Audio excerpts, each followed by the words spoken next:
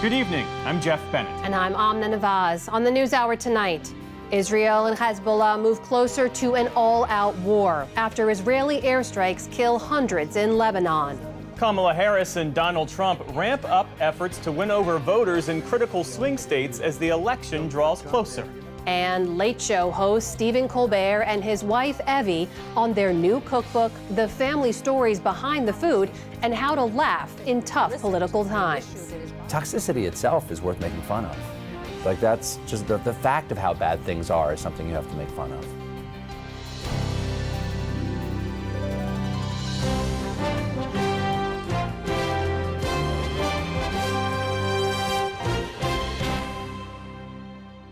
Major funding for the PBS NewsHour has been provided by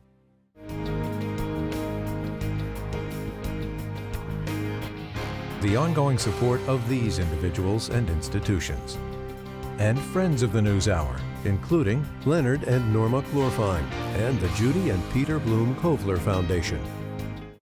Two retiring executives turn their focus to greyhounds, giving these former race dogs a real chance to win.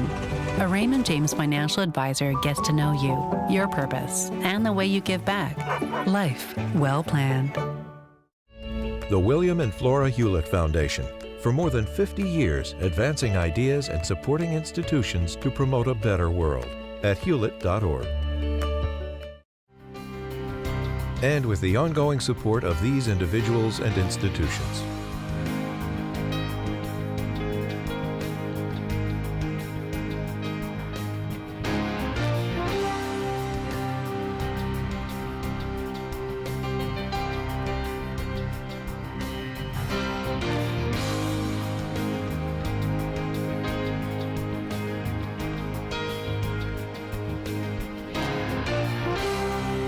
This program was made possible by the Corporation for Public Broadcasting and by contributions to your PBS station from viewers like you. Thank you. Welcome to the NewsHour. It is the deadliest day in the Middle East since the October 7th terror attacks. Lebanese authorities say Israeli airstrikes killed nearly 500 people and wounded more than 1,600. Israel said it struck 1,100 targets where Iran-backed Hezbollah hid weapons in Lebanon, including thousands of rockets and missiles in a stash often fired at Israel. The tensions have led the U.S. Defense Department to send additional troops to the region. Nick Schifrin starts our coverage. In towns across southern and eastern Lebanon today, at more than 1,000 sites, an avalanche of airstrikes. Lebanese across the region said today felt like the beginning of war. Thousands of families fled, cramming everyone they could fit into every vehicle they could find, even those shattered by shrapnel. Strikes, warplanes, destruction. No one is left there. Everyone has fled. We took our belongings and left.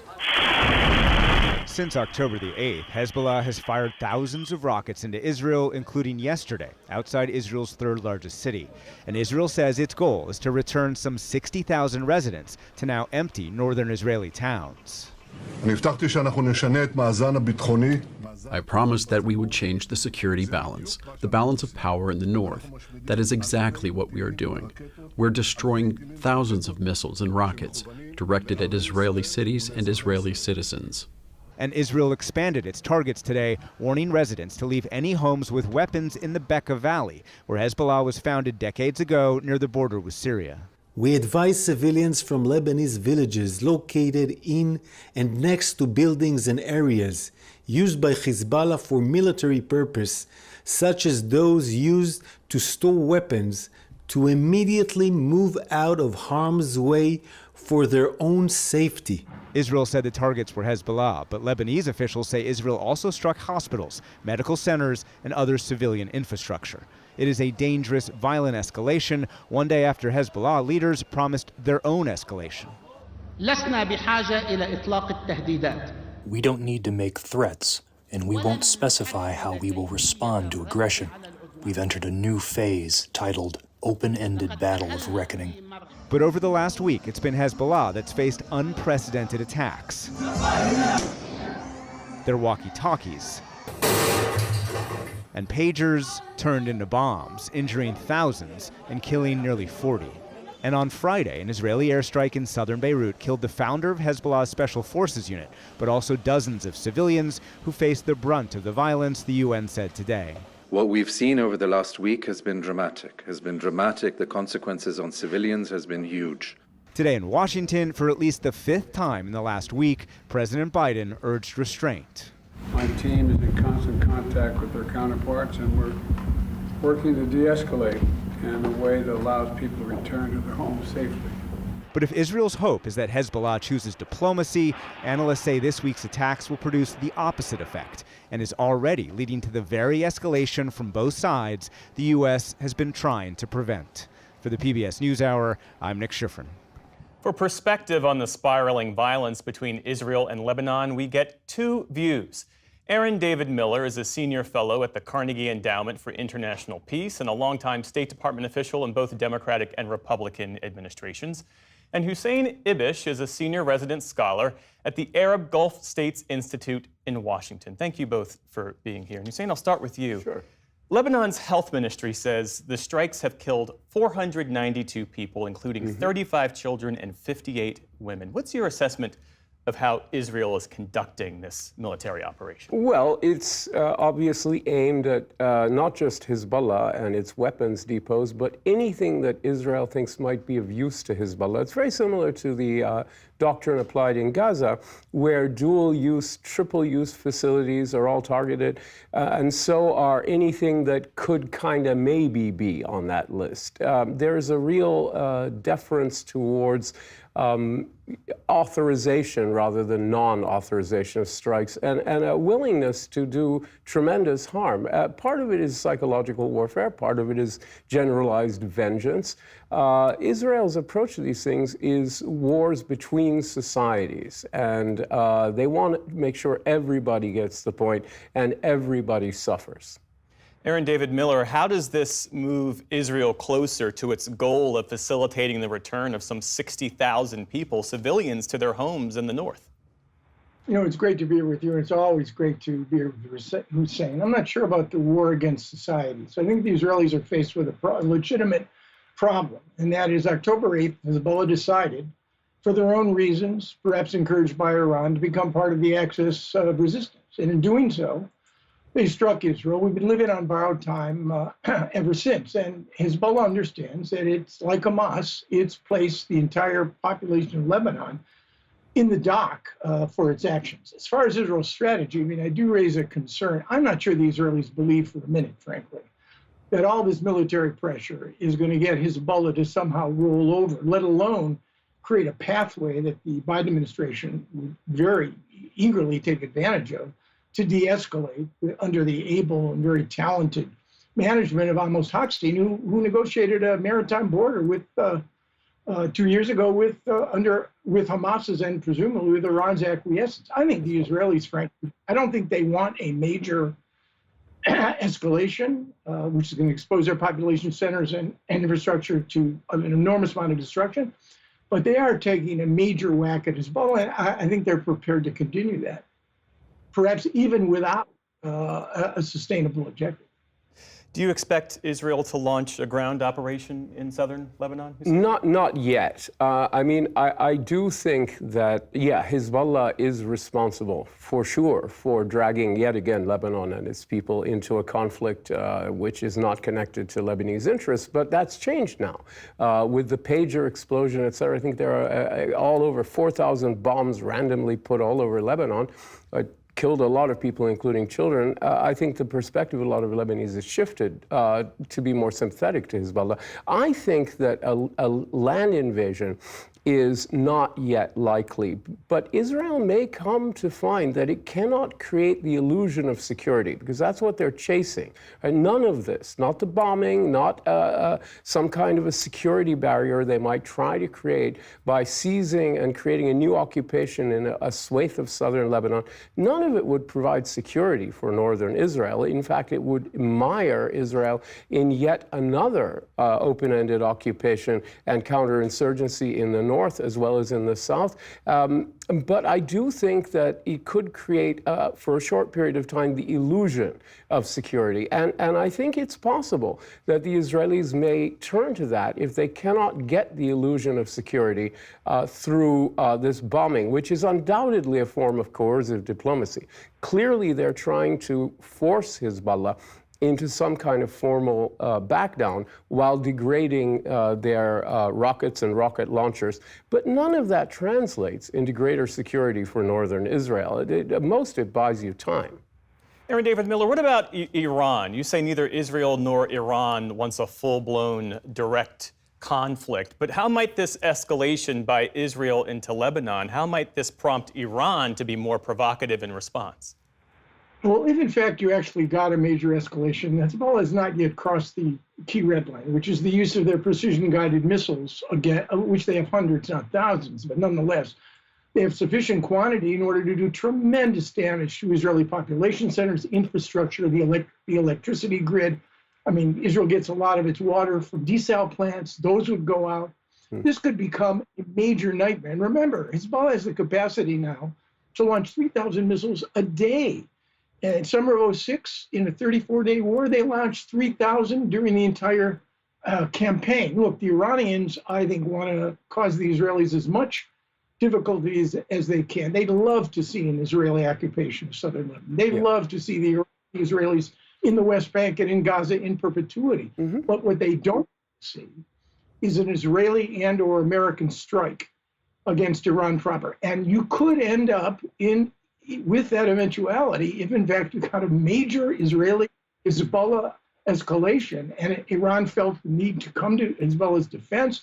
The Israelis and perhaps even the Americans could get involved, and you could see something the Middle East has never experienced before, which is a multi-front war. Iraq, Syria, Lebanon, Israel, Iran. The Houthis, things got really bad, and the Iranians striking oil targets in the Gulf, which is, we know they've done in 2019. Yeah. What does de-escalation look like at this point, and what more can the U.S. do, if anything?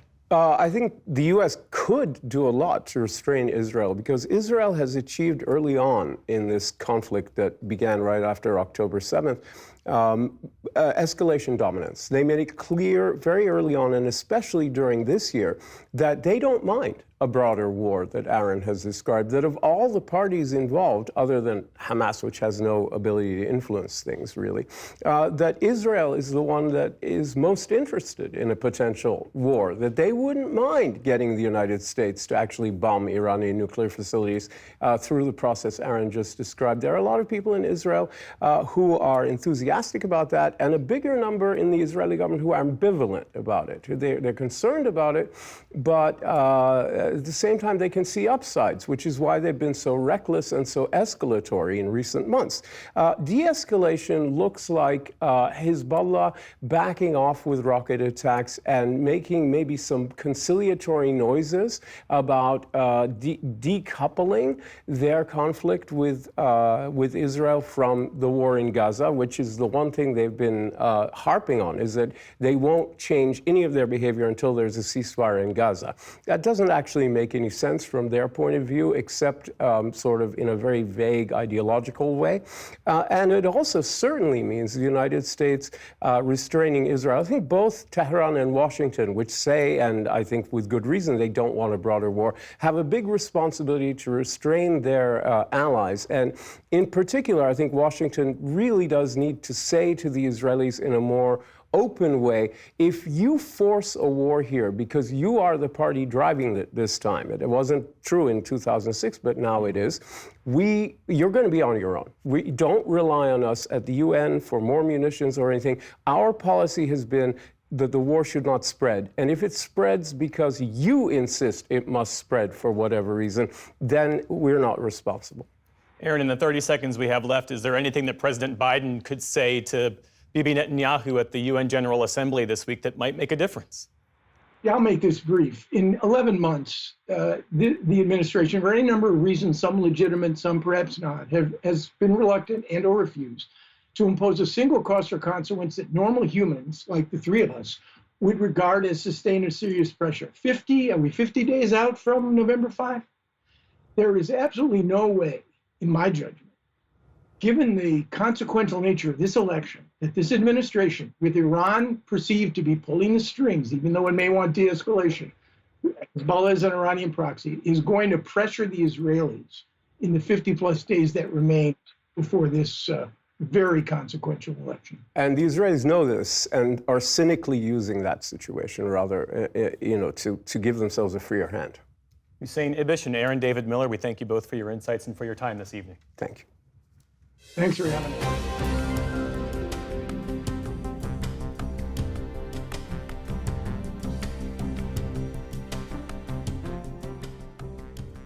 We start the day's other headlines with the latest on the apparent assassination attempt of Donald Trump at his golf course earlier this month. Prosecutors said today that the suspect, Ryan Routh, had engaged in a premeditated plot to kill the former president. They say the 58-year-old left behind a pre-written note that he addressed to the world, appearing to say he may not succeed in killing Trump and offering a reward to anyone willing to, quote, complete the job. Routh appeared at a West Palm Beach courthouse today. He'll remain in jail awaiting trial on 2 gun-related charges. Prosecutors will seek a more serious charge of attempted assassination of a major political candidate. The Biden administration is proposing a ban on Chinese software and hardware in autonomous vehicles operating on U.S. roads. The Commerce Department cites national security concerns for the move and says Russian technology would also be prohibited. Under the proposal, the software would be banned from vehicles starting with model year 2027 and hardware in 2030. The move comes after a similar ban on communications equipment from Huawei in 2022 and amid a push by U.S. lawmakers to ban TikTok if its Chinese owners don't sell their stake. Officials in Alabama are urging members of the public to come forward with any information related to a weekend mass shooting in Birmingham. The search is still on for the gunman who opened fire outside a nightclub on Saturday night, killing 4 people and injuring 17 others. Police have described it as a targeted hit, but say that innocent bystanders were among those shot. Today, authorities said they're offering rewards totaling $100,000 for credible information that helps lead to an arrest or conviction. We cannot give safe harbor or shelter to people who want to just simply kill people. We can't give them cover. They should not feel safe in our community. They should not feel safe anywhere. Saturday's shooting was the city's 3rd quadruple homicide of the year. In fact, according to an Associated Press database that tracks shootings, 3 of the nation's 31 mass killings this year have taken place in Birmingham. Murder and other violent crime dropped across the nation last year. That's according to an annual report from the FBI. Overall, violent crime fell by an estimated 3% compared to 2022. Murders and manslaughter dropped nearly 12%, and reports of rape fell more than 9%. However, reports of hate crimes rose last year by 2%. Public safety has been a central issue in this year's presidential race, with the Republican ticket claiming, despite evidence to the contrary, that crime is out of control under the Biden administration. 2 Russians and 1 American returned from the International Space Station today, ending a record-breaking stay for the Russians. Touchdown. Their capsule landed in a cloud of dust in Kazakhstan about 3.5 hours after it undocked from the station. Oleg Kononenko and Nikolai Chubb were aboard the ISS for 374 days, a new record for the longest continuous stay. American astronaut Tracy Dyson was there for 6 months. 8 astronauts are still on board, including Butch Wilmore and Sonny Williams. Those Americans won't return until next year following tech problems with Boeing's Starliner. 2 new reports on the state of book banning in America paint a mixed picture of the practice as the annual Banned Books Week begins nationwide. The American Library Association reported 414 complaints in the first 8 months of 2024. That's compared to 695 challenges over the same period last year. In the meantime, data from PEN America shows the number of books actually being pulled from shelves tripled over the previous year to more than 10,000. Experts say the two surveys don't necessarily contradict each other, and taken together, they point to an ongoing surge in book bans in recent years. And on Wall Street, small gains across the board helped build on recent record highs. The Dow Jones Industrial Average added around 60 points, well above that 42,000 point level. The Nasdaq added about 25 points on the day, and the S&P 500 tacked on 16 points to close at a new record. Still to come on the NewsHour, our Politics Monday team breaks down the latest from the campaign trail. California sues ExxonMobil over allegedly deceiving the public about recycling plastics. And Judy Woodruff discusses the election with voters from across the political spectrum in Wisconsin. This is the PBS NewsHour from the David M. Rubenstein Studio at WETA in Washington, and in the West from the Walter Cronkite School of Journalism at Arizona State University. Congress is returning to town with the election hovering, and funding for most of the government is set to run out a week from today. Congressional leaders announced another short-term proposal to punt more partisan fights over spending until after the election. Lisa Desjardins is tracking the movements on Capitol Hill and joins us now. Lisa, so here we go again. Yep. What's in this deal exactly? Okay, let's talk about this. This came together over the weekend from the Republican and Democratic leaders of Congress. First thing people should know, this would extend government funding to a new date, December 20th. Of course, that is after the election, but before a new president would be sworn in. This includes $231 million for Secret Service, and it explicitly says that can be spent now on the current campaign season. Obviously, concern from both parties, protection, including former President Trump. What is not in here, there will not be any increased funding for Veterans Affairs. That is something that Democrats say they particularly tried to get in this bill. The VA is strained right now for resources, but Republicans, they say, would not agree to it. As you said, this is standard procedure, but coming now in such a tense election year, both parties' leadership realize they need to get this through. Republican leaders don't want to shut down, and Democrats want to focus on the election. So what happens now? What are you watching for next? Okay, so the first thing is we're waiting to see how this happens. We do expect this to pass both chambers. It's a question of how dramatic is it. The House is likely to move on this tomorrow or Wednesday. Now, we are watching in the Senate some senators, conservatives like Mike Lee of Utah, who often brings up his objections to spending and other things because he knows he can try and run out the Senate clock, get some attention for it. This could come close to the wire to next Monday's deadline, but all expect in the end it will likely pass. The other person to watch very closely is former President Donald Trump. He said he would oppose, he told Speaker Johnson to oppose a deal like this without attached legislation he wanted. Is he going to fight again against this deal? Is he going to push for a shutdown? And more importantly, is he going to raise problems for Speaker Johnson? We know recent Republican speakers of the House do not have an easy job, and their job security also is not the greatest. That is indeed true. Lisa Desjardins, thanks so much. And turning now to the presidential race, with just over 40 days until Election Day, both Vice President Kamala Harris and former President Donald Trump are ramping up their campaigning in swing states during the final stretch of the race. A week after a second attempt on his life, former President Donald Trump spent the afternoon in western Pennsylvania.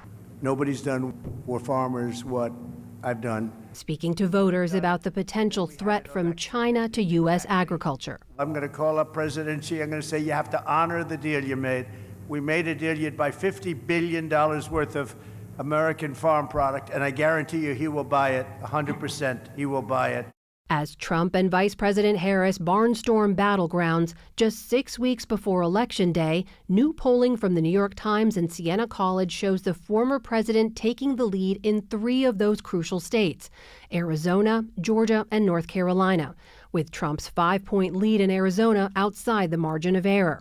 While the polls may show a Trump advantage in the Sun Belt, Harris is outpacing her Republican rival when it comes to money in the bank. The vice president received a $27 million cash injection from a Wall Street fundraising event on Sunday, adding to the $361 million the campaign raised last month. That same day, she also racked up 700 endorsements in a signed letter from both Republican and Democratic national security leaders, who called the choice between Harris and Trump a choice between, quote, democracy and authoritarianism. On official vice presidential business today, Harris will pick up campaigning in key swing states throughout the week with a focus on the economy. I've named it an opportunity economy, which really, in short form, is about what we can do more to invest in the aspirations, the ambitions, and the dreams of the American people while addressing the challenges that they face. The vice president also accepted an invitation from CNN for a second debate with Donald Trump, who swiftly declined the invitation at a weekend rally. It's just too late. Voting has already started. And in an interview on a conservative Sunday show, Trump was candid about his plans not to run again in 2028. If you're not successful this time, do you see yourself running again in 4 years? No, I don't. No, I don't. I think that will be it. I don't see that at all.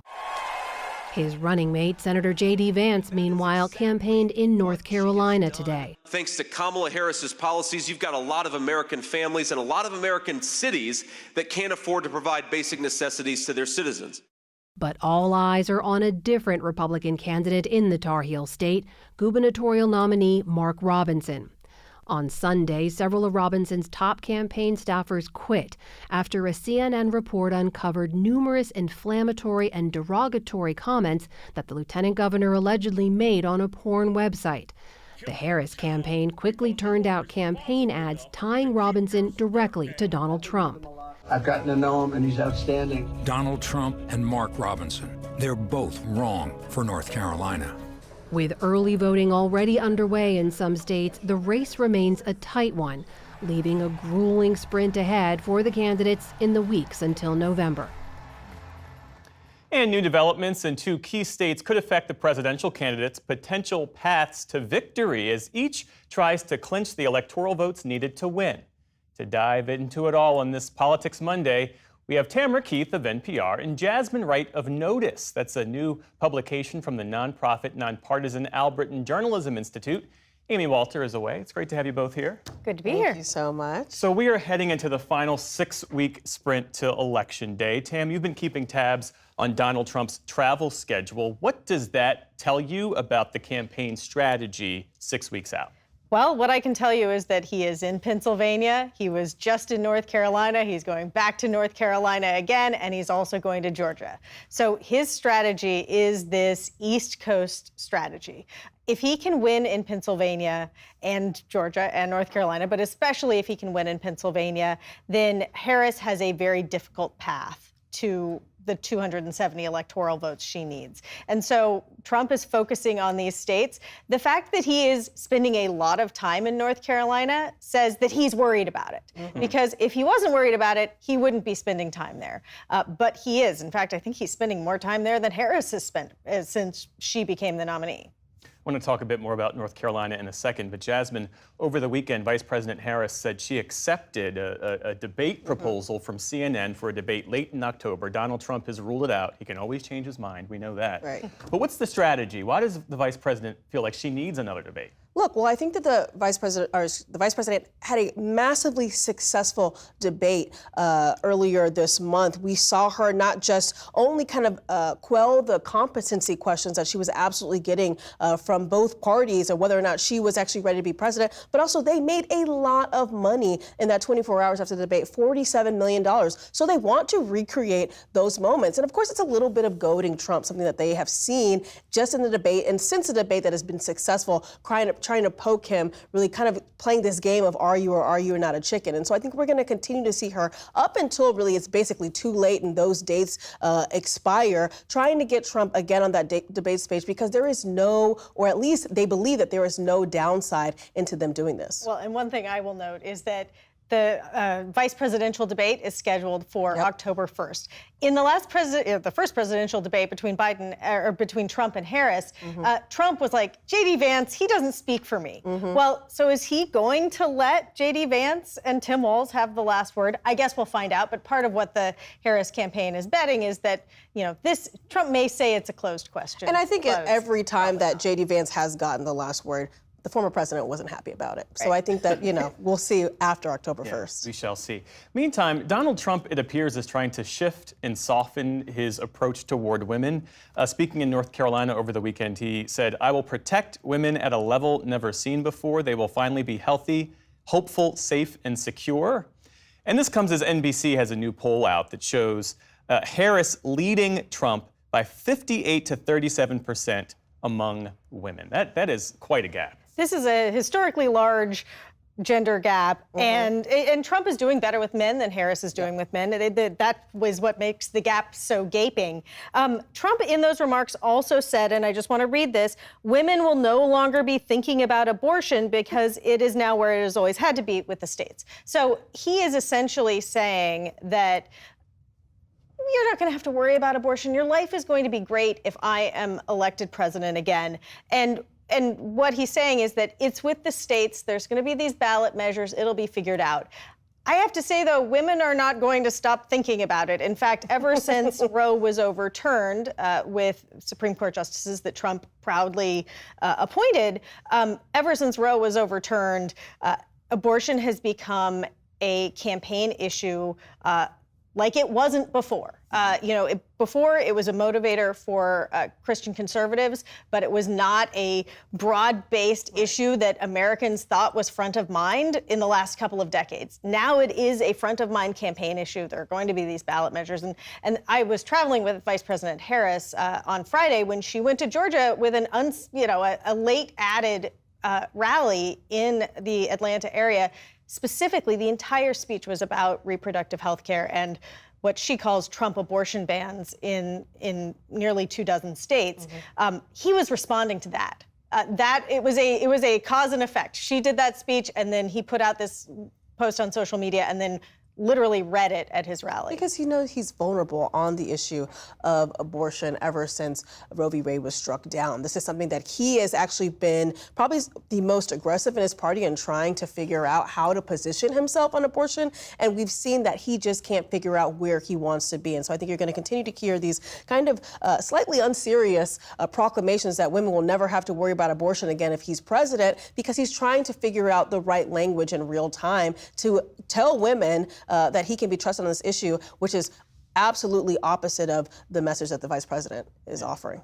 Well, we got some news today out of Nebraska, and this relates to the Republican effort to change how Nebraska awards its electoral college votes. This was an effort by Republicans to boost former President Trump, and it hit a roadblock in the form of a state legislator named Mike McDonnell. He put out a statement, part of which I'll read. He says, "In recent weeks, a conversation around whether to change how we allocate our electoral college votes has returned to the forefront." He also says, "After deep consideration, it is clear to me that right now, 43 days from Election Day, is not the moment to make this change." Tam, how big a deal is this for both campaigns?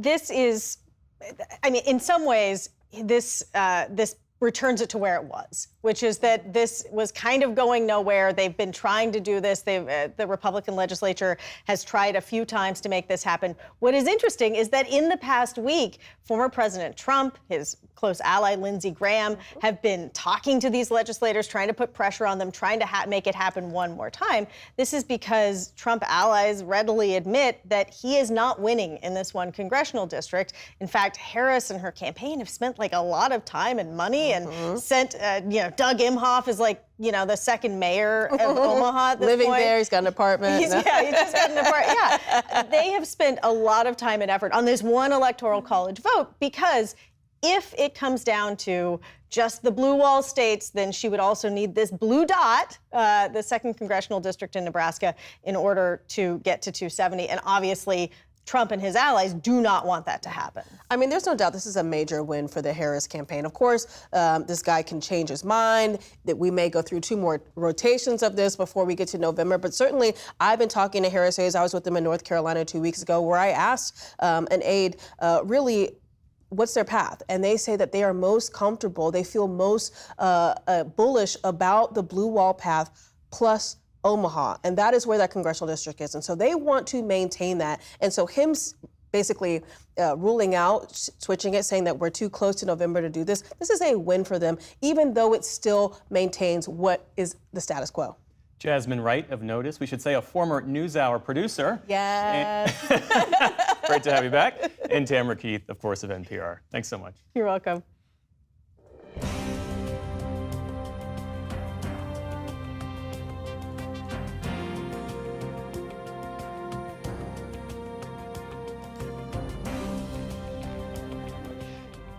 A new lawsuit filed today accuses ExxonMobil of contributing to the world's plastic pollution. The oil and gas company is one of the largest producers of the material used to make single-use plastics. California's Attorney General Rob Bonta filed that lawsuit after a 2-year investigation, and I spoke with him moments ago. Attorney General Bonta, welcome back to the NewsHour. Thanks for being with us. Thanks for having me, Amna.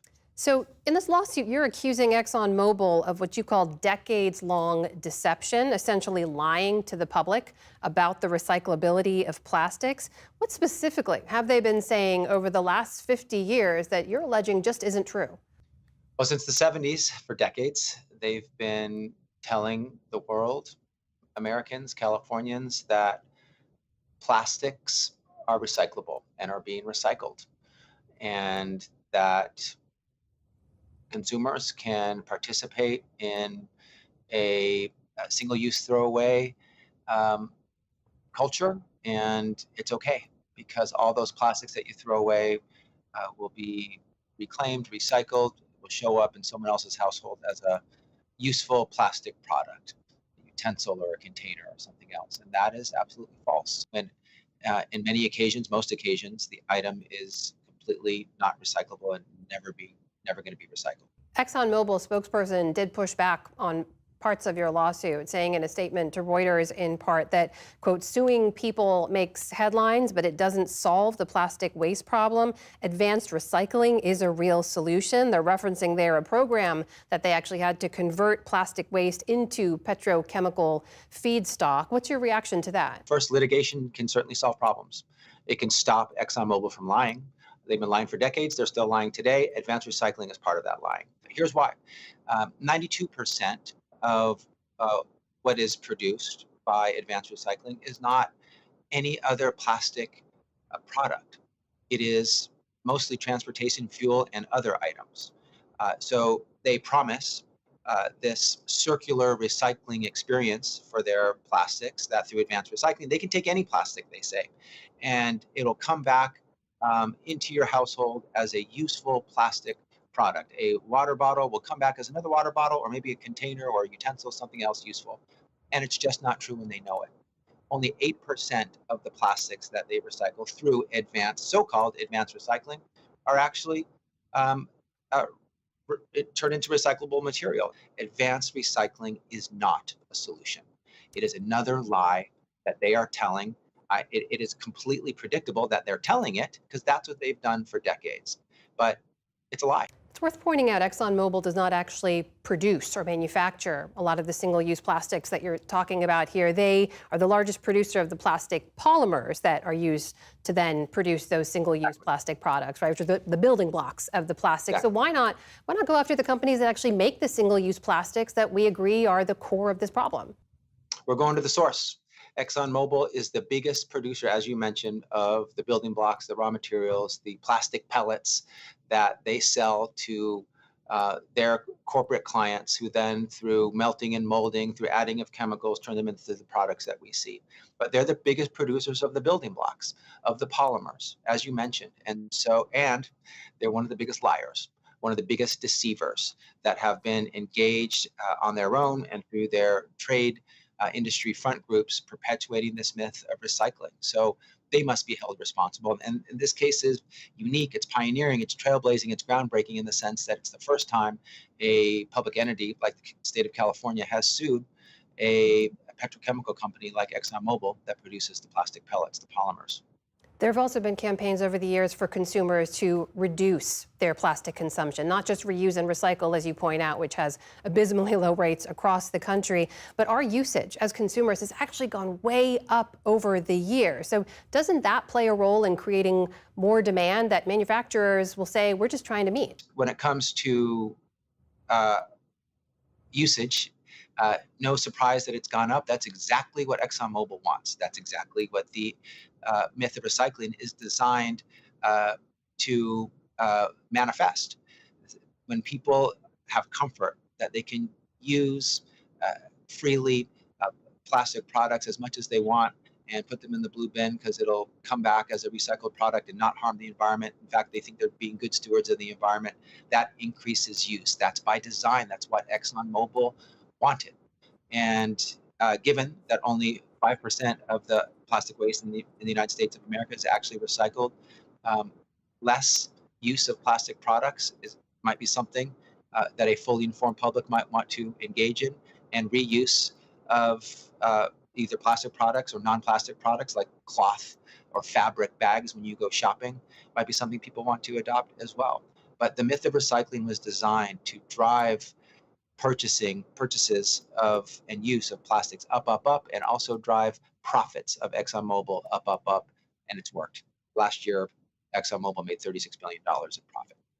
That is California's Attorney General Rob Bonta joining us tonight. Mr. Attorney General, thank you. Good to see you. Thanks for having me, Amna. Good to see you.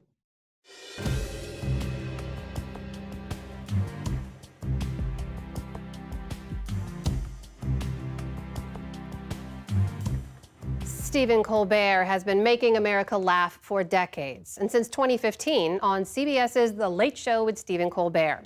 Over the years, his wife, Evie McGee Colbert, has often gotten a mention and makes regular cameos on the show. And now the couple is sharing the ingredients that make their partnership work, especially in the kitchen.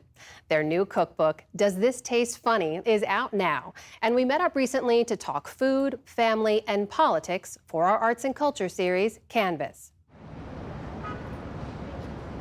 At New York City's Porchlight Bar. I've never been interviewed in a bar before. This is nice. What do we got here?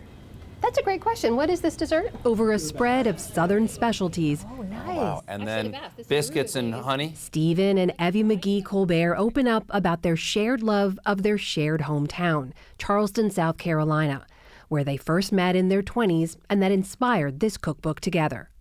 You say in the book that you guys live in the kitchen. I'm curious how that works. Does someone take the lead? Is there like a chef? Every family, situation? in some ways, like, you know, the whole thing about, like, you know, we're talking about kitchen table issues and sitting on the kitchen table. We're always hanging out in there, like everybody does. Right, but right. One of us is a little bossy. One of We're not going to say who. One of us enjoys No cooking names. more than the other one does. That's all. I don't think I'm bossy. I think It's I'm true. just. You do. You I'm do more enjoy enthusiastic about it. Yeah. So there's a chef, sous chef vibe, or no? No, we're not good together. We're How not, dare I? Well, I you know what? apologize. The cookbook changed that. Before did. that, we didn't cook together. But then, of course, we had to write a cookbook together, and turns out we do it pretty well, I think. The book, a compendium of everything from seafood specials and party food to desserts and drinks, started coming together during COVID.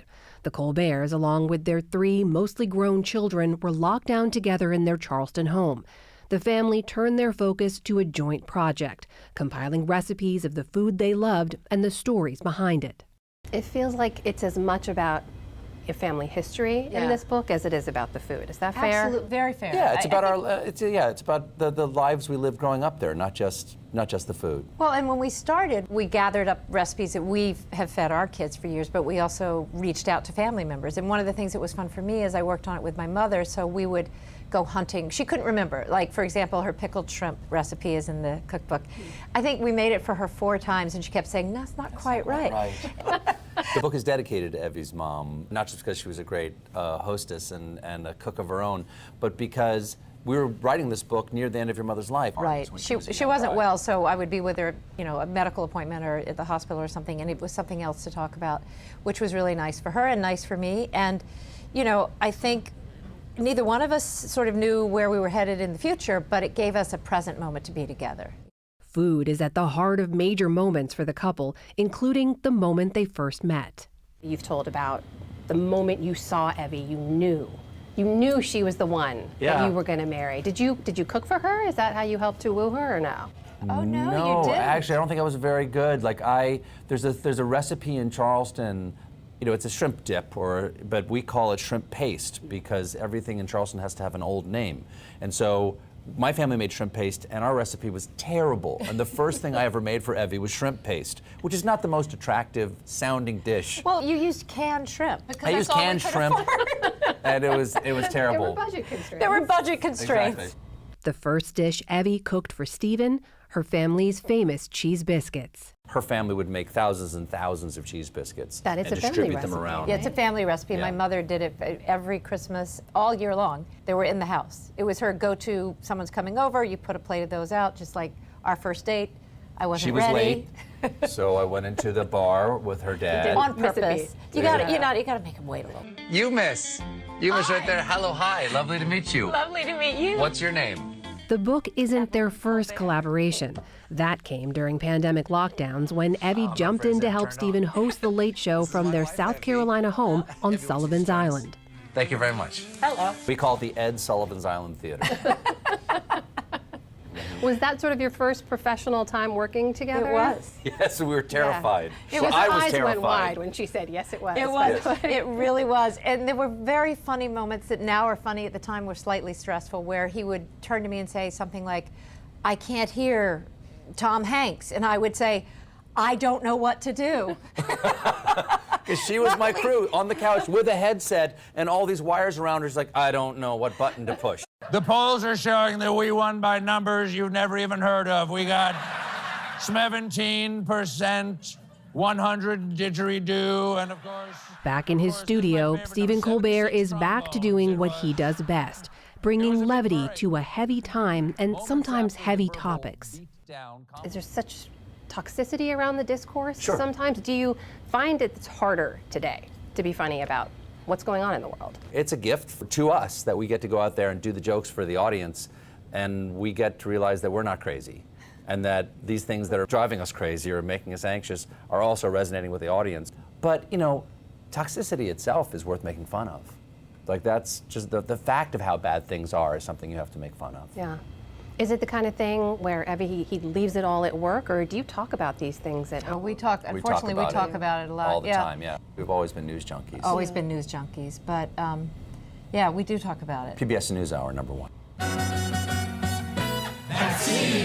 He's long blended current events and comedy, but this year, with this particular election cycle, Colbert says there's just a lot more to talk about. Right now, what's interesting is no matter what happens with the election, it's something new. Yeah. You know, the excitement of, you know, as much as I admire Mr. Biden, is that the excitement that, well, there is a change, and this change is as good as a holiday sometimes. And there's something new to talk about. It's a new race. One of the jokes that I did after the switch off between Biden and Vice President Harris was that in the monologue, I just found myself dancing around. I was just kind of excited, and I just turned to the camera and said what was first thing in my mind. I said, this is the dance of a guy who gets to talk about something new for the first time in 5 years. His own politics lean left. He refused to even say former President Trump's name for a couple of years. Do you have red lines, like people you won't talk to? Like, would you have former President Trump on the show? I've had him before, and it was kind of boring, so no. No. Yeah, no. I don't like to have people on the show who I don't think are going to be honest agents of their own ideas. Politicians always represent an idea. So if I think a politician is disingenuous, and not to point out Mr. Trump specifically, because there are many politicians I wouldn't want to talk to that I think do not honestly represent what they actually believe, but are rather just playing to a crowd. And so that's just no fun. The Late Show on CBS is #1 among all late-night shows, some of which are struggling with the changing landscape. Audiences may come to Colbert for the laughs, but seem to be staying for more. We have to learn more about trust and peace and learning about each other rather than Rare moments of engaged conversation like this from his recent interview with Nancy Pelosi. As you can see from the continuing protest out here, that answer is unsatisfying to some people. There were these pro-Palestinian protesters, and she said, you know, I can't hear what they're saying. And you took a moment to make sure she heard the questions that they were asking. Why? Well, I want to be respectful to my guests, but I had promised the people who had protested during the first act of the interview with Nancy Pelosi that I would ask the question if they would sit and listen to what she had to say. And also, there's no way to move on from a subject unless you address the subject. That feels like something you may have learned in 30-plus years of marriage together, no? Yes, Well, it I is do good think to address listening- the subject. Well, and listening, you know, and I think what you did so well at that moment, that's what conversation is about. That we have to listen to the issue that is bothering someone so you can respond to it. I think that's also in our marriage. You have to listen and then be able to respond. And I think we do. We've managed to figure out how to do that, you know. I'm sorry, I missed some of that. There are more collaborations and laughs to come as the two run a production company together. Stephen and Evie Colbert, thank you so very much. Such a pleasure. Thank you so much. It's thank been you. lovely. Appreciate Cheers. it. Cheers. And we have more from Stephen and Evie Colbert online. Taking some lessons learned while cooking together, they discuss the art of an apology and how people who disagree can find a way to get along. That is on our YouTube page. Meantime, 8 in 10 Americans say the country's political divisions pose a serious threat to the future of our democracy. That's according to the most recent PBS News Marist poll. Judy Woodruff has been exploring many of these divisions for her series America at a Crossroads. And she recently hosted a town hall in the swing state of Wisconsin to find out how people are feeling. Here's a preview of her special airing later tonight on PBS stations. On a warm September night at the historic Pabst Brewery in downtown Milwaukee, 50 Wisconsinites with different political views gathered to discuss their differences and whether common ground is possible. I'm a gay person. I have a son. I have a wife. And I cannot compromise with somebody who says that my child would be better not with my wife and I, but in a foster system or with a mom and a dad. 99% of the people are happy that you have a child and you're raising a child in a good environment and giving that child a good education. What I disagree with is that I don't want to have a drag show at my kid's grade school. I don't want to have a show at the library, and I don't want my children, my girls, competing against someone that is changed over from a male to a female. I have a major problem with that. That's where I am not willing to compromise. But as all the rest of the stuff, you go on, live your life, you be you, I'll be me. I moderated a sometimes tense, sometimes surprising conversation about the most difficult topics our society faces today. And I believe that those who believe in open borders are using our neighbors from the southern border to bring them here in a situation where they will not be giving any rights or visas. Antonio, you are an immigrant yourself. You came as a child of parents who arrived here without documentation. Do you think the system did you wrong? No, yeah, I think she's 100% right. We're on opposite ends of the political divide, but she's right. Immigrants are used largely as a slave labor force.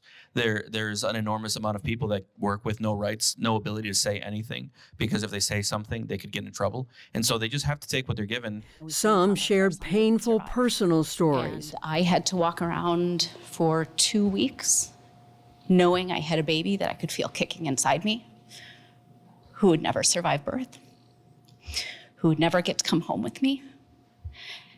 And I couldn't be induced into labor because it would be considered termination. And others responded thoughtfully to those they disagreed with. I think that Republicans and Democrats are actually closer than we think about this issue. As far as abortion, I do believe that some people use it as a like an oops kind of thing. Oh, you know, we got pregnant, oops, let's get an abortion. That's the issue I have with it. As opposed to the areas where if a woman is raped, or if there's the danger of the mother, or if there's something like that, then I would say yes, it would be okay. With the help of a panel, we tried to make sense of the difference between what we see in Washington and the conversations taking place in the room. Our political divisions are mapping onto so many other divisions in our lives, whether we're talking about race or sometimes gender.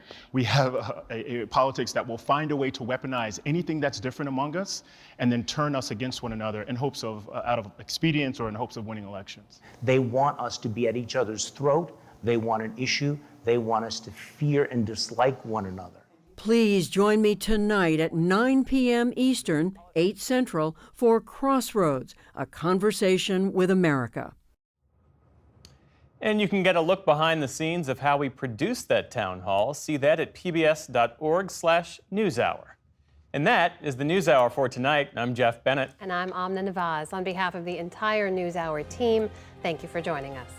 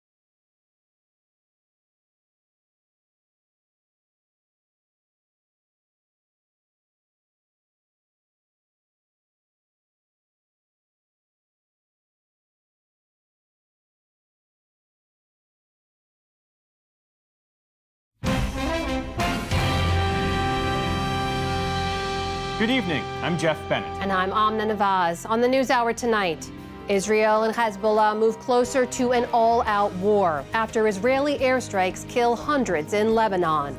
Kamala Harris and Donald Trump ramp up efforts to win over voters in critical swing states as the election draws closer. And Late Show host Stephen Colbert and his wife Evie on their new cookbook, The Family Stories Behind the Food and How to Laugh in Tough Political Times. Toxicity itself is worth making fun of. Like, that's just the fact of how bad things are is something you have to make fun of.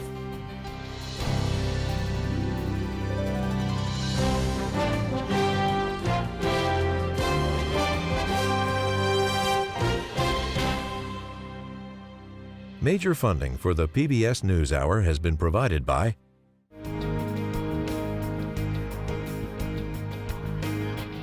the ongoing support of these individuals and institutions, and friends of the NewsHour, including Leonard and Norma Chlorfine, and the Judy and Peter Bloom Kovler Foundation.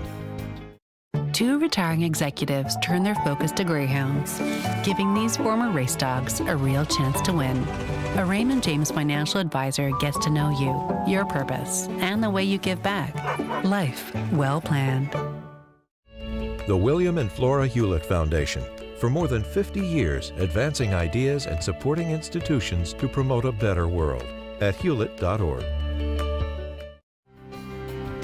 And with the ongoing support of these individuals and institutions.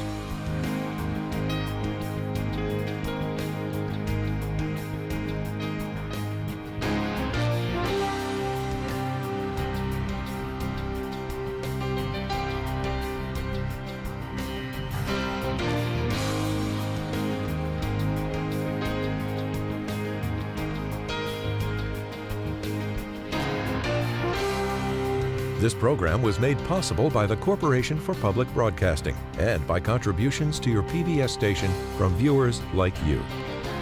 Thank you. Welcome to the NewsHour. It is the deadliest day in the Middle East since the October 7th terror attacks. Lebanese authorities say Israeli airstrikes killed nearly 500 people and wounded more than 1,600. Israel said it struck 1,100 targets where Iran-backed Hezbollah hid weapons in Lebanon, including thousands of rockets and missiles in a stash often fired at Israel. The tensions have led the U.S. Defense Department to send additional troops to the region. Nick Schifrin starts our coverage.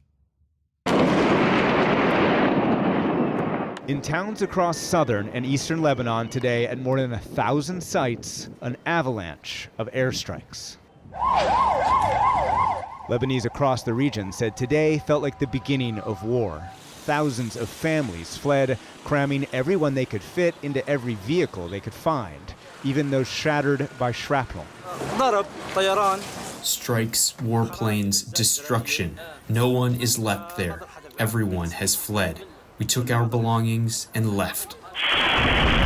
Since October the 8th, Hezbollah has fired thousands of rockets into Israel, including yesterday, outside Israel's third largest city.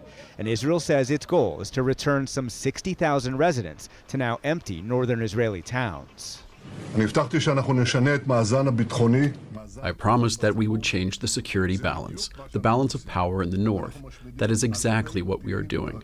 We're destroying thousands of missiles and rockets directed at Israeli cities and Israeli citizens.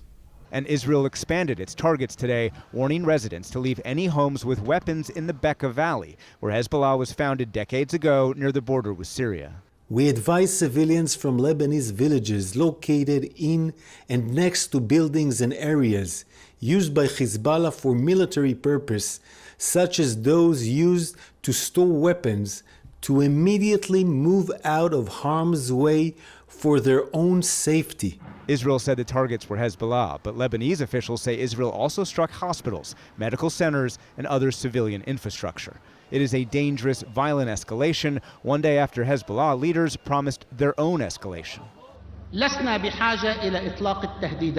We don't need to make threats, and we won't specify how we will respond to aggression. We've entered a new phase titled Open-Ended Battle of Reckoning. But over the last week, it's been Hezbollah that's faced unprecedented attacks. Their walkie-talkies And pagers turned into bombs, injuring thousands and killing nearly 40. And on Friday, an Israeli airstrike in southern Beirut killed the founder of Hezbollah's Special Forces unit, but also dozens of civilians who faced the brunt of the violence, the UN said today. What we've seen over the last week has been dramatic. The consequences on civilians has been huge. Today in Washington, for at least the 5th time in the last week, President Biden urged restraint. My team is in constant contact with their counterparts, and we're working to de-escalate in a way that allows people to return to their homes safely. But if Israel's hope is that Hezbollah chooses diplomacy, analysts say this week's attacks will produce the opposite effect and is already leading to the very escalation from both sides the U.S. has been trying to prevent. For the PBS NewsHour, I'm Nick Schifrin. For perspective on the spiraling violence between Israel and Lebanon, we get two views. Aaron David Miller is a senior fellow at the Carnegie Endowment for International Peace and a longtime State Department official in both Democratic and Republican administrations. And Hussein Ibish is a senior resident scholar at the Arab Gulf States Institute in Washington. Thank you both for being here. And Hussein, I'll start with you. Sure.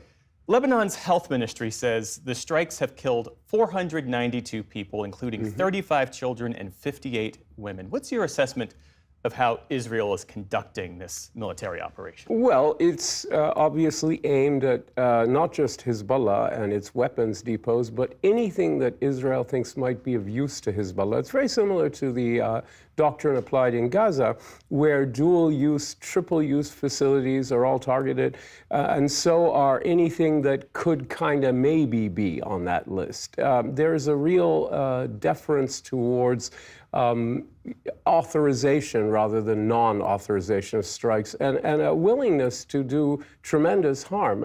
Part of it is psychological warfare, part of it is generalized vengeance. Israel's approach to these things is wars between societies, and they want to make sure everybody gets the point and everybody suffers. Aaron David Miller, how does this move Israel closer to its goal of facilitating the return of some 60,000 people, civilians, to their homes in the north? You know, it's great to be here with you. It's always great to be here with Hussein. I'm not sure about the war against society. So I think the Israelis are faced with a legitimate problem, and that is October 8th, Hezbollah decided, for their own reasons, perhaps encouraged by Iran, to become part of the axis of resistance. And in doing so, they struck Israel. We've been living on borrowed time ever since. And Hezbollah understands that it's like Hamas. It's placed the entire population of Lebanon in the dock for its actions. As far as Israel's strategy, I mean, I do raise a concern. I'm not sure the Israelis believe for a minute, frankly, that all this military pressure is going to get Hezbollah to somehow roll over, let alone create a pathway that the Biden administration would very eagerly take advantage of to de-escalate under the able and very talented management of Amos Hochstein, who negotiated a maritime border with 2 years ago with Hamas's and presumably with Iran's acquiescence. I think the Israelis, frankly, I don't think they want a major escalation, which is going to expose their population centers and infrastructure to an enormous amount of destruction. But they are taking a major whack at Hezbollah, and I think they're prepared to continue that, perhaps even without a sustainable objective. Do you expect Israel to launch a ground operation in southern Lebanon? Not yet. I mean, I do think that, yeah, Hezbollah is responsible, for sure, for dragging, yet again, Lebanon and its people into a conflict which is not connected to Lebanese interests, but that's changed now. With the pager explosion, et cetera, I think there are all over 4,000 bombs randomly put all over Lebanon. Killed a lot of people, including children. I think the perspective of a lot of Lebanese has shifted to be more sympathetic to Hezbollah. I think that a land invasion is not yet likely, but Israel may come to find that it cannot create the illusion of security, because that's what they're chasing. And none of this, not the bombing, not some kind of a security barrier they might try to create by seizing and creating a new occupation in a swathe of southern Lebanon, none of it would provide security for northern Israel. In fact, it would mire Israel in yet another open-ended occupation and counterinsurgency in the north. north as well as in the south. But I do think that it could create, for a short period of time, the illusion of security. And I think it's possible that the Israelis may turn to that if they cannot get the illusion of security through this bombing, which is undoubtedly a form of coercive diplomacy. Clearly, they're trying to force Hezbollah into some kind of formal back down while degrading their rockets and rocket launchers. But none of that translates into greater security for northern Israel. At most, it buys you time.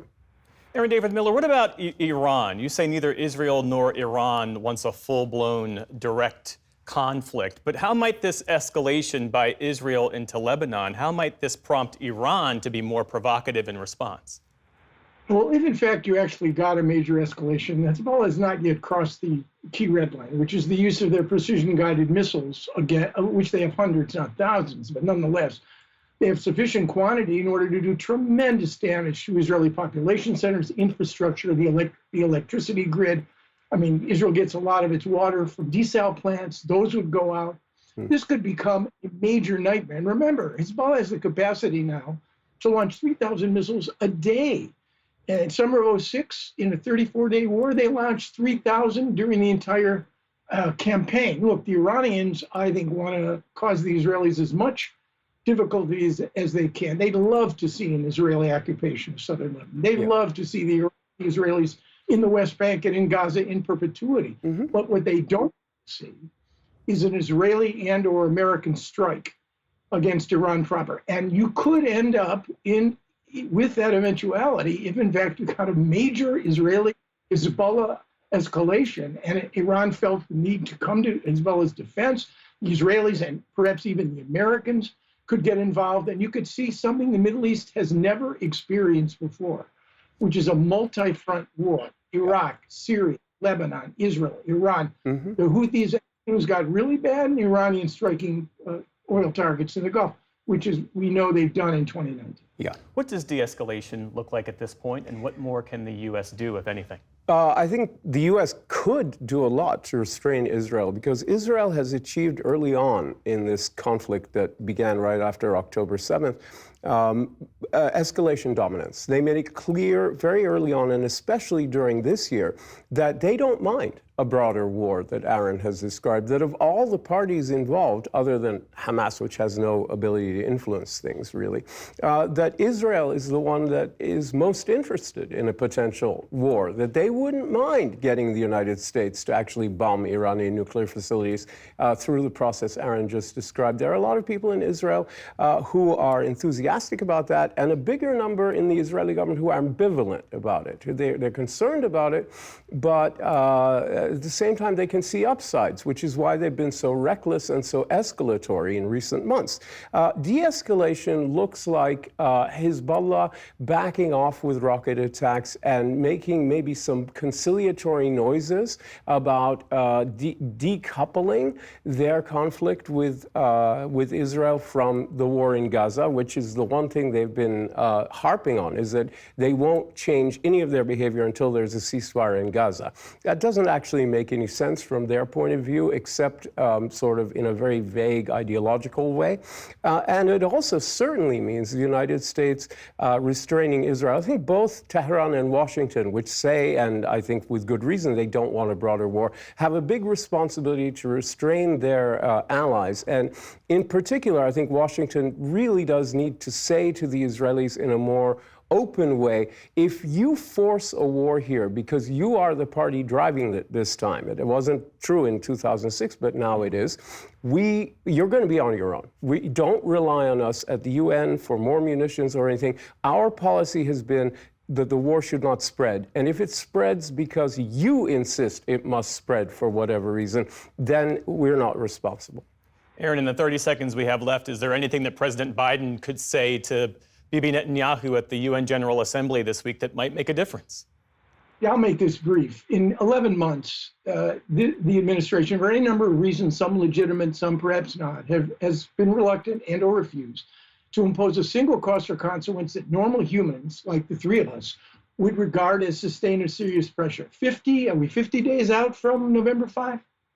There is absolutely no way, in my judgment, given the consequential nature of this election, that this administration, with Iran perceived to be pulling the strings, even though it may want de-escalation, Hezbollah is an Iranian proxy, is going to pressure the Israelis in the 50-plus days that remain before this very consequential election. And the Israelis know this and are cynically using that situation, rather, to give themselves a freer hand. Hussein Ibish and Aaron David Miller, we thank you both for your insights and for your time this evening. Thank you. Thanks for having me.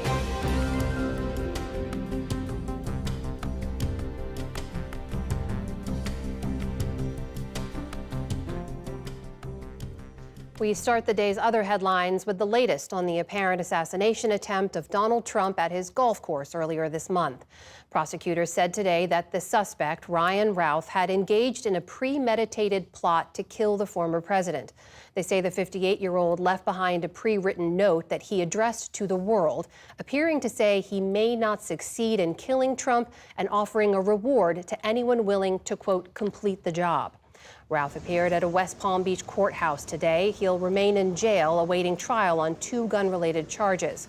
Prosecutors will seek a more serious charge of attempted assassination of a major political candidate. The Biden administration is proposing a ban on Chinese software and hardware in autonomous vehicles operating on U.S. roads. The Commerce Department cites national security concerns for the move and says Russian technology would also be prohibited. Under the proposal, the software would be banned from vehicles starting with model year 2027 and hardware in 2030.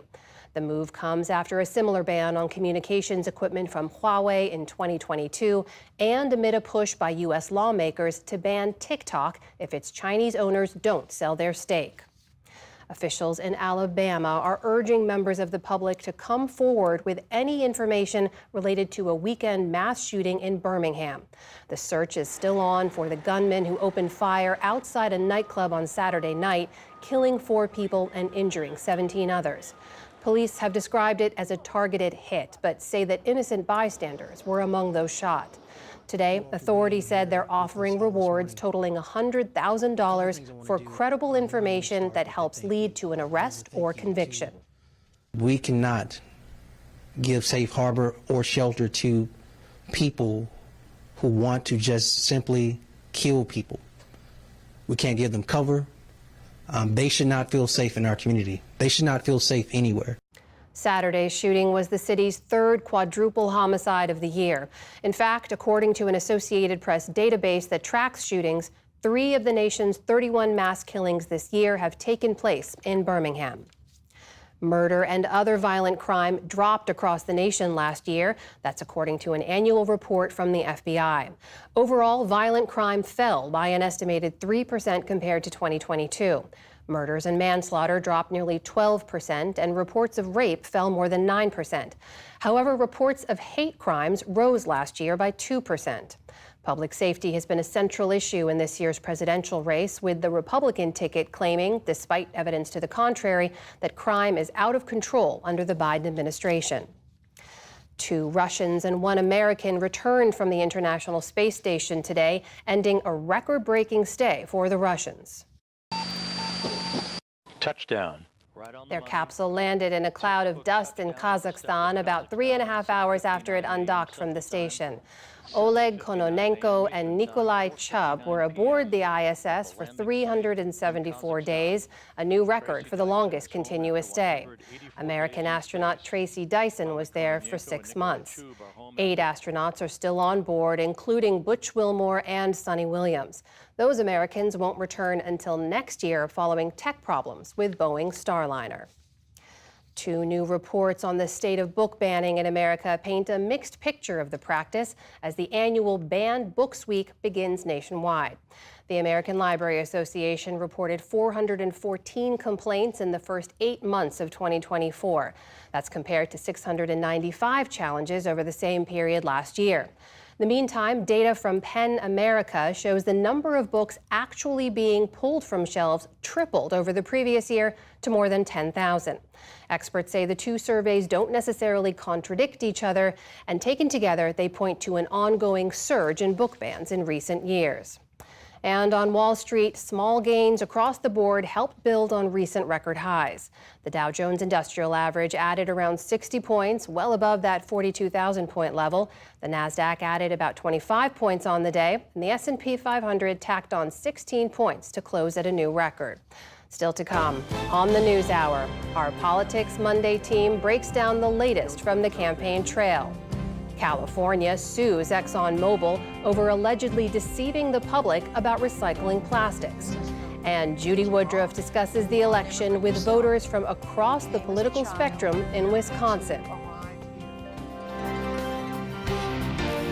This is the PBS NewsHour from the David M. Rubenstein Studio at WETA in Washington, and in the West from the Walter Cronkite School of Journalism at Arizona State University. Congress is returning to town with the election hovering, and funding for most of the government is set to run out a week from today. Congressional leaders announced another short-term proposal to punt more partisan fights over spending until after the election. Lisa Desjardins is tracking the movements on Capitol Hill and joins us now. Lisa, so here we go again. Yep. What's in this deal exactly? Okay, let's talk about this. This came together over the weekend from the Republican and Democratic leaders of Congress. First thing people should know, this would extend government funding to a new date, December 20th. Of course, that is after the election, but before a new president would be sworn in. This includes $231 million for Secret Service, and it explicitly says that can be spent now on the current campaign season. Obviously, concern from both parties, protection, including former President Trump. What is not in here, there will not be any increased funding for Veterans Affairs. That is something that Democrats say they particularly tried to get in this bill. The VA is strained right now for resources, but Republicans, they say, would not agree to it. As you said, this is standard procedure, but coming now in such a tense election year, both parties' leadership realize they need to get this through. Republican leaders don't want to shut down, and Democrats want to focus on the election. So what happens now? What are you watching for next? Okay, so the first thing is we're waiting to see how this happens. We do expect this to pass both chambers. It's a question of how dramatic is it. The House is likely to move on this tomorrow or Wednesday. Now, we are watching in the Senate some senators, conservatives like Mike Lee of Utah, who often brings up his objections to spending and other things because he knows he can try and run out the Senate clock, get some attention for it. This could come close to the wire to next Monday's deadline, but I'll expect in the end it will likely pass. The other person to watch very closely is former President Donald Trump. He said he would oppose, he told Speaker Johnson to oppose a deal like this without attached legislation he wanted. Is he going to fight again against this deal? Is he going to push for a shutdown? And more importantly, is he going to raise problems for Speaker Johnson? We know recent Republican speakers of the House do not have an easy job, and their job security also is not the greatest. That is indeed true. Lisa Desjardins, thanks so much. And turning now to the presidential race, with just over 40 days until Election Day, both Vice President Kamala Harris and former President Donald Trump are ramping up their campaigning in swing states during the final stretch of the race. A week after a second attempt on his life, former President Donald Trump spent the afternoon in western Pennsylvania. Nobody's done for farmers what I've done. Speaking to voters about the potential threat from China to U.S. agriculture. I'm going to call up President Xi. I'm going to say you have to honor the deal you made. We made a deal. You'd buy $50 billion worth of American farm product, and I guarantee you he will buy it 100%. He will buy it. As Trump and Vice President Harris barnstorm battlegrounds just 6 weeks before Election Day, new polling from the New York Times and Siena College shows the former president taking the lead in 3 of those crucial states: Arizona, Georgia, and North Carolina, with Trump's 5-point lead in Arizona outside the margin of error. While the polls may show a Trump advantage in the Sun Belt, Harris is outpacing her Republican rival when it comes to money in the bank. The vice president received a $27 million cash injection from a Wall Street fundraising event on Sunday, adding to the $361 million the campaign raised last month.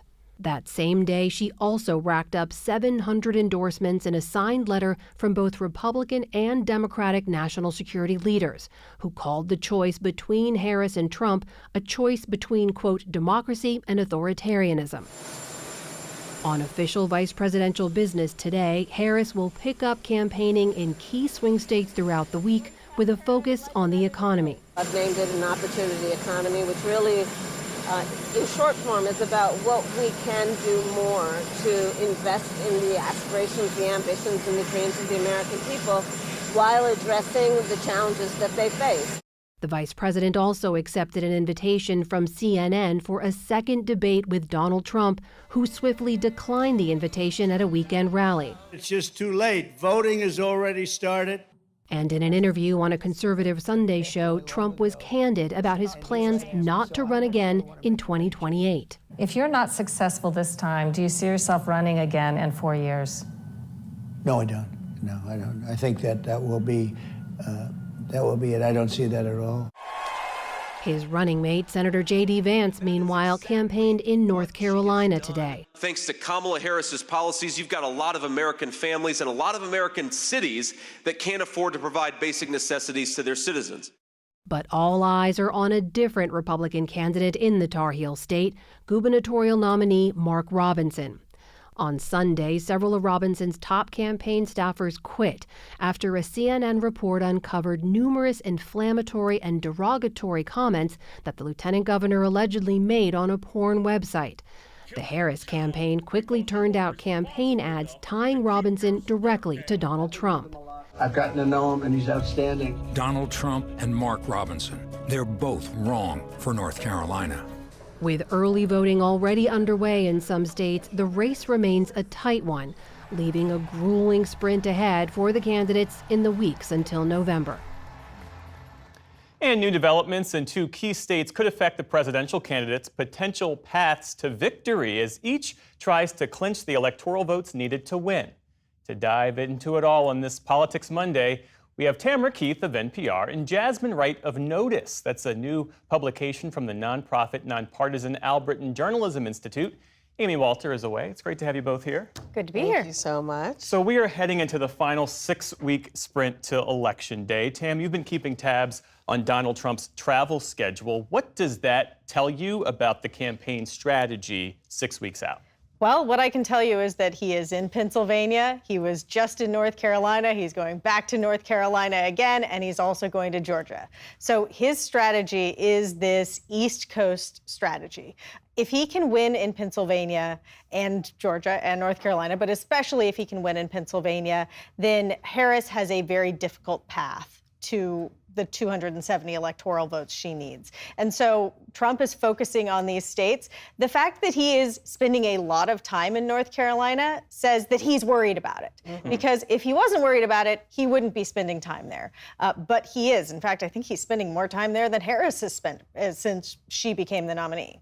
I want to talk a bit more about North Carolina in a second, but Jasmine, over the weekend, Vice President Harris said she accepted a debate proposal from CNN for a debate late in October. Donald Trump has ruled it out. He can always change his mind. We know that. Right. But what's the strategy? Why does the Vice President feel like she needs another debate? Look, well, I think that the vice president had a massively successful debate earlier this month. We saw her not just only kind of quell the competency questions that she was absolutely getting from both parties, and whether or not she was actually ready to be president, but also they made a lot of money in that 24 hours after the debate, $47 million.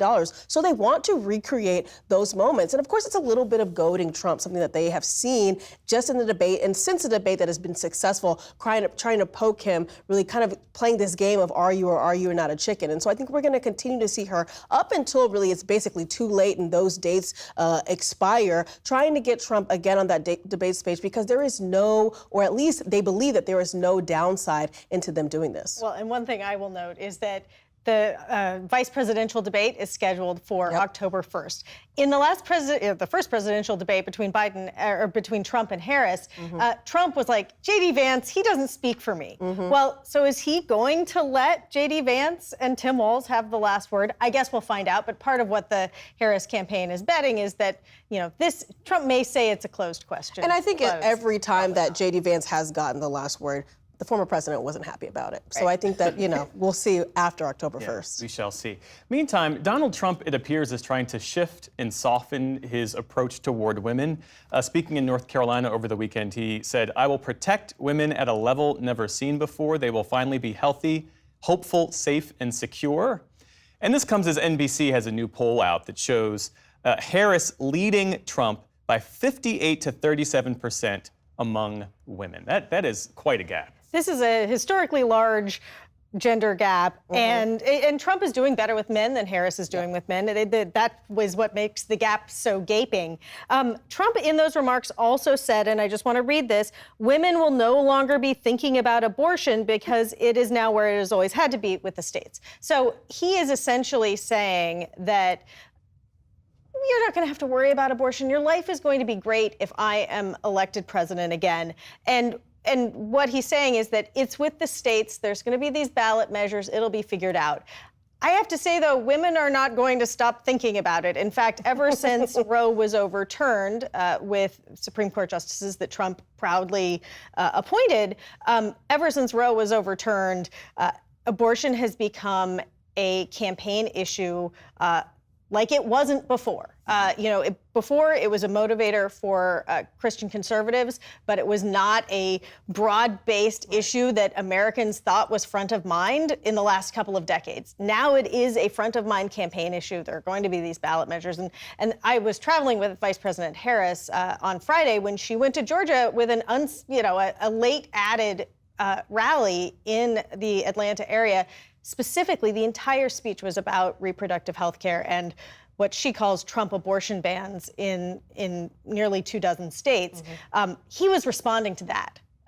It was a cause and effect. She did that speech, and then he put out this post on social media, and then literally read it at his rally. Because he knows he's vulnerable on the issue of abortion ever since Roe v. Wade was struck down. This is something that he has actually been probably the most aggressive in his party in trying to figure out how to position himself on abortion. And we've seen that he just can't figure out where he wants to be. And so I think you're going to continue to hear these kind of slightly unserious proclamations that women will never have to worry about abortion again if he's president, because he's trying to figure out the right language in real time to tell women that he can be trusted on this issue, which is absolutely opposite of the message that the vice president is offering.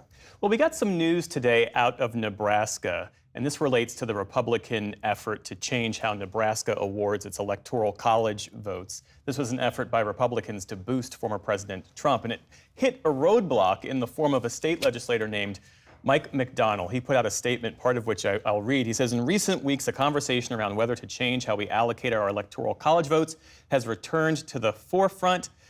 He also says, after deep consideration, it is clear to me that right now, 43 days from Election Day, is not the moment to make this change. Tam, how big a deal is this for both campaigns?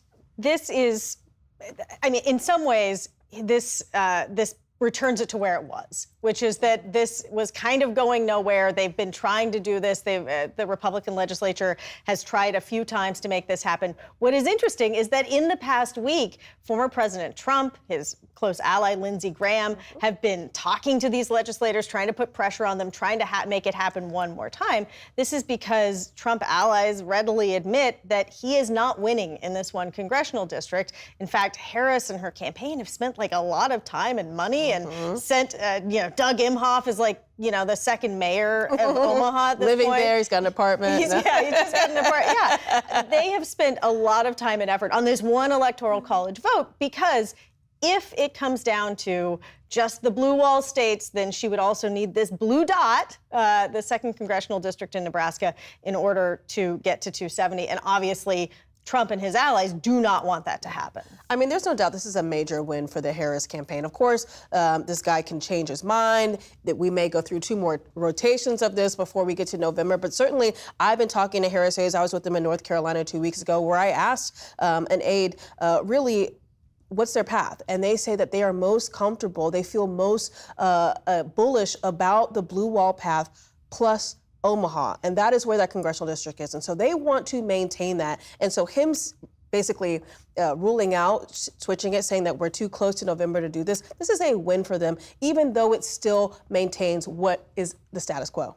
Jasmine Wright of Notice, we should say a former NewsHour producer. Yes. Great to have you back. And Tamara Keith, of course, of NPR. Thanks so much. You're welcome.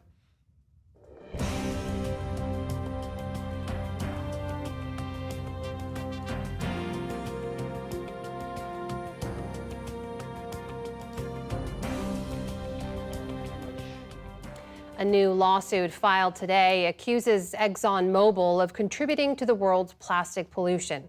The oil and gas company is one of the largest producers of the material used to make single-use plastics. California's Attorney General Rob Bonta filed that lawsuit after a 2-year investigation, and I spoke with him moments ago. Attorney General Bonta, welcome back to the NewsHour. Thanks for being with us. Thanks for having me, Amna. So in this lawsuit, you're accusing ExxonMobil of what you call decades-long deception, essentially lying to the public about the recyclability of plastics. What specifically have they been saying over the last 50 years that you're alleging just isn't true?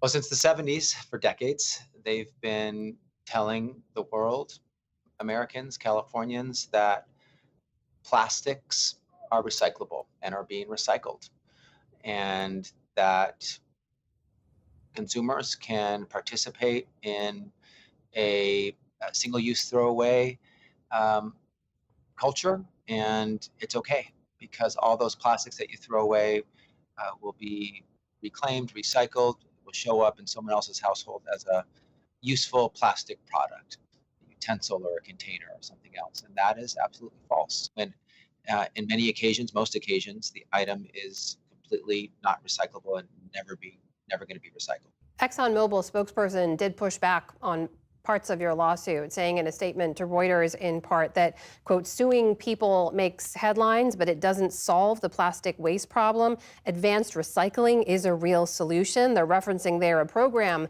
that they actually had to convert plastic waste into petrochemical feedstock. What's your reaction to that? First, litigation can certainly solve problems. It can stop ExxonMobil from lying. They've been lying for decades. They're still lying today. Advanced recycling is part of that lying. Here's why. 92% of what is produced by advanced recycling is not any other plastic product. It is mostly transportation fuel and other items. So they promise this circular recycling experience for their plastics, that through advanced recycling, they can take any plastic, they say, and it'll come back into your household as a useful plastic product. A water bottle will come back as another water bottle, or maybe a container or a utensil, something else useful. And it's just not true when they know it. Only 8% of the plastics that they recycle through so-called advanced recycling are actually turned into recyclable material. Advanced recycling is not a solution. It is another lie that they are telling. It is completely predictable that they're telling it because that's what they've done for decades. But it's a lie. It's worth pointing out ExxonMobil does not actually produce or manufacture a lot of the single-use plastics that you're talking about here. They are the largest producer of the plastic polymers that are used to then produce those single-use plastic products, right? Which are the building blocks of the plastic. So why not go after the companies that actually make the single-use plastics that we agree are the core of this problem? We're going to the source. ExxonMobil is the biggest producer, as you mentioned, of the building blocks, the raw materials, the plastic pellets that they sell to their corporate clients, who then, through melting and molding, through adding of chemicals, turn them into the products that we see. But they're the biggest producers of the building blocks, of the polymers, as you mentioned. And they're one of the biggest liars, one of the biggest deceivers that have been engaged on their own and through their trade industry front groups perpetuating this myth of recycling. So they must be held responsible. And this case is unique, it's pioneering, it's trailblazing, it's groundbreaking in the sense that it's the first time a public entity like the state of California has sued a petrochemical company like ExxonMobil that produces the plastic pellets, the polymers. There have also been campaigns over the years for consumers to reduce their plastic consumption, not just reuse and recycle, as you point out, which has abysmally low rates across the country, but our usage as consumers has actually gone way up over the years. So doesn't that play a role in creating more demand that manufacturers will say, we're just trying to meet? When it comes to usage, no surprise that it's gone up. That's exactly what ExxonMobil wants. That's exactly what the myth of recycling is designed to manifest. When people have comfort that they can use freely plastic products as much as they want and put them in the blue bin because it'll come back as a recycled product and not harm the environment. In fact, they think they're being good stewards of the environment. That increases use. That's by design. That's what ExxonMobil want it. And given that only 5% of the plastic waste in the United States of America is actually recycled, less use of plastic products might be something that a fully informed public might want to engage in, and reuse of either plastic products or non-plastic products like cloth or fabric bags when you go shopping might be something people want to adopt as well. But the myth of recycling was designed to drive purchases of and use of plastics up, and also drive profits of ExxonMobil up, and it's worked. Last year, ExxonMobil made $36 billion in profit. That is California's Attorney General Rob Bonta joining us tonight. Mr. Attorney General, thank you. Good to see you. Thanks for having me, Amna. Good to see you.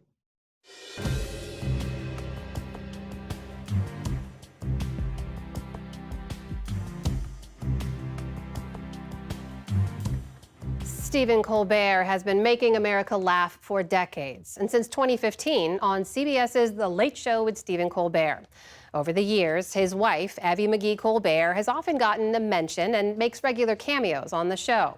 And now the couple is sharing the ingredients that make their partnership work, especially in the kitchen. Their new cookbook, Does This Taste Funny?, is out now.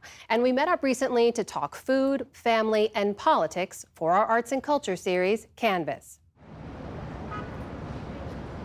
At New York City's Porchlight Bar. I've never been interviewed in a bar before. This is nice. What do we got here? That's a great question. What is this dessert? Over a spread of Southern specialties. Oh, nice. Wow. And then biscuits and honey. Stephen and Evie McGee Colbert open up about their shared love of their shared hometown, Charleston, South Carolina, where they first met in their 20s and that inspired this cookbook together. You say in the book that you guys live in the kitchen. I'm curious how that works. Does someone take the lead? Is there like a chef? Every family situation? In some ways, like, you know, the whole thing about like, you know, we're talking about kitchen table issues and sitting on the kitchen table. We're always hanging out in there like everybody does. Right, but right. One of us is a little bossy. One of We're not going to say who. One of us enjoys No cooking names. more than the other one does. That's all. I don't think I'm bossy. I think It's I'm true. just. You do. You I'm do more enjoy enthusiastic about it. Yeah. We So say there's in a the cookbook, chef, and I sous think chef vibe, or no? No, we're not good together. We're How not- dare I? Well, I you know what? apologize. The cookbook changed that. Before did. that, we didn't cook together. But then, of course, we had to write a cookbook together, and turns out we do it pretty well, I think. The book, a compendium of everything from seafood specials and party food to desserts and drinks, started coming together during COVID. The Colberts, along with their 3 mostly grown children, were locked down together in their Charleston home. The family turned their focus to a joint project, compiling recipes of the food they loved and the stories behind it. It feels like it's as much about your family history in this book as it is about the food. Is that fair? Absolutely, very fair. Yeah, it's about it's about the lives we lived growing up there, not just the food. Well, and when we started, we gathered up recipes that we have fed our kids for years, but we also reached out to family members. And one of the things that was fun for me is I worked on it with my mother, so we would go hunting. She couldn't remember. Like, for example, her pickled shrimp recipe is in the cookbook. I think we made it for her 4 times, and she kept saying, "No, that's not quite right." The book is dedicated to Evie's mom, not just because she was a great hostess and a cook of her own, but because we were writing this book near the end of your mother's life. Right. She wasn't well, so I would be with her, you know, a medical appointment or at the hospital or something, and it was something else to talk about, which was really nice for her and nice for me. And, you know, I think neither one of us sort of knew where we were headed in the future, but it gave us a present moment to be together. Food is at the heart of major moments for the couple, including the moment they first met. You've told about the moment you saw Evie, you knew she was the one that you were going to marry. Did you cook for her? Is that how you helped to woo her, or no? Oh no, No, you didn't. actually, I don't think I was very good. Like there's a recipe in Charleston. You know, it's a shrimp dip, but we call it shrimp paste because everything in Charleston has to have an old name. And so my family made shrimp paste, and our recipe was terrible. And the first thing I ever made for Evie was shrimp paste, which is not the most attractive sounding dish. Well, you used canned shrimp. I used canned shrimp, and it was terrible. There were budget constraints. There were budget constraints. Exactly. The first dish Evie cooked for Stephen, her family's famous cheese biscuits. Her family would make thousands and thousands of cheese biscuits That is and a family distribute them recipe. around. Yeah, it's a family recipe. Yeah. My mother did it every Christmas, all year long. They were in the house. It was her go-to. Someone's coming over, you put a plate of those out, just like our first date. I wasn't She was ready. late, so I went into the bar with her dad. On purpose. You got to make him wait a little. You miss right there. Hello, hi. Lovely to meet you. Lovely to meet you. What's your name? The book isn't their first collaboration. That came during pandemic lockdowns when Evie jumped in to help Stephen host The Late Show from their South Carolina home on Sullivan's Island. Thank you very much. Hello. We call it the Ed Sullivan's Island Theater.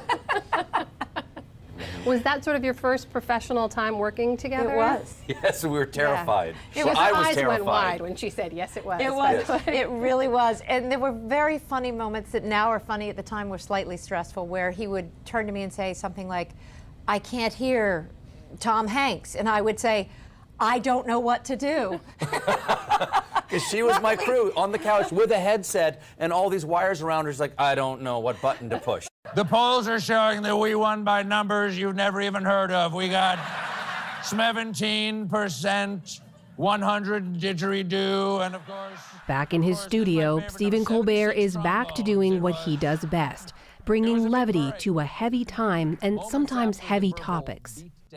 Is there such toxicity around the discourse Sure. sometimes? Do you find it's harder today to be funny about what's going on in the world? It's a gift to us that we get to go out there and do the jokes for the audience, and we get to realize that we're not crazy, and that these things that are driving us crazy or making us anxious are also resonating with the audience. But, you know, toxicity itself is worth making fun of. Like, that's just the fact of how bad things are is something you have to make fun of. Yeah. Is it the kind of thing where he leaves it all at work, or do you talk about these things at home? We talk, unfortunately, we talk about it a lot. All the time, yeah. We've always been news junkies. Always been news junkies, but yeah, we do talk about it. PBS NewsHour, #1. He's long blended current events and comedy, but this year, with this particular election cycle, Colbert says there's just a lot more to talk about. Right now, what's interesting is no matter what happens with the election, it's something new. Yeah. You know, the excitement of, you know, as much as I admire Mr. Biden, is that the excitement that, well, there is a change, and this change is as good as a holiday sometimes. And there's something new to talk about. It's a new race. One of the jokes that I did after the switch off between Biden and Vice President Harris was that in the monologue, I just found myself dancing around. I was just kind of excited, and I just turned to the camera and said what was first thing in my mind. I said, this is the dance of a guy who gets to talk about something new for the first time in 5 years. His own politics lean left. He refused to even say former President Trump's name for a couple of years. Do you have red lines, like people you won't talk to? Like, would you have former President Trump on the show? I've had him before, and it was kind of boring, so no. No. Yeah, no. I don't like to have people on the show who I don't think are going to be honest agents of their own ideas. Politicians always represent an idea. So if I think a politician is disingenuous, and not to point out Mr. Trump specifically, because there are many politicians I would want to talk to that I think do not honestly represent what they actually believe, but are rather just playing to a crowd. And so that's just no fun. The Late Show on CBS is #1 among all late-night shows, some of which are struggling with a changing landscape. Audiences may come to Colbert for the laughs, but seem to be staying for more. We have to learn more about trust and peace and learning about each other rather than Rare moments of engaged conversation like this from his recent interview with Nancy Pelosi. As you can see from the continuing protest out here, that answer is unsatisfying to some people. There were these pro-Palestinian protesters, and she said, you know, I can't hear what they're saying. And you took a moment to make sure she heard the questions that they were asking. Why? Well, I want to be respectful to my guests, but I had promised the people who had protested during the first act of the interview with Nancy Pelosi that I would ask the question if they would sit and listen to what she had to say. And also, there's no way to move on from a subject unless you address the subject.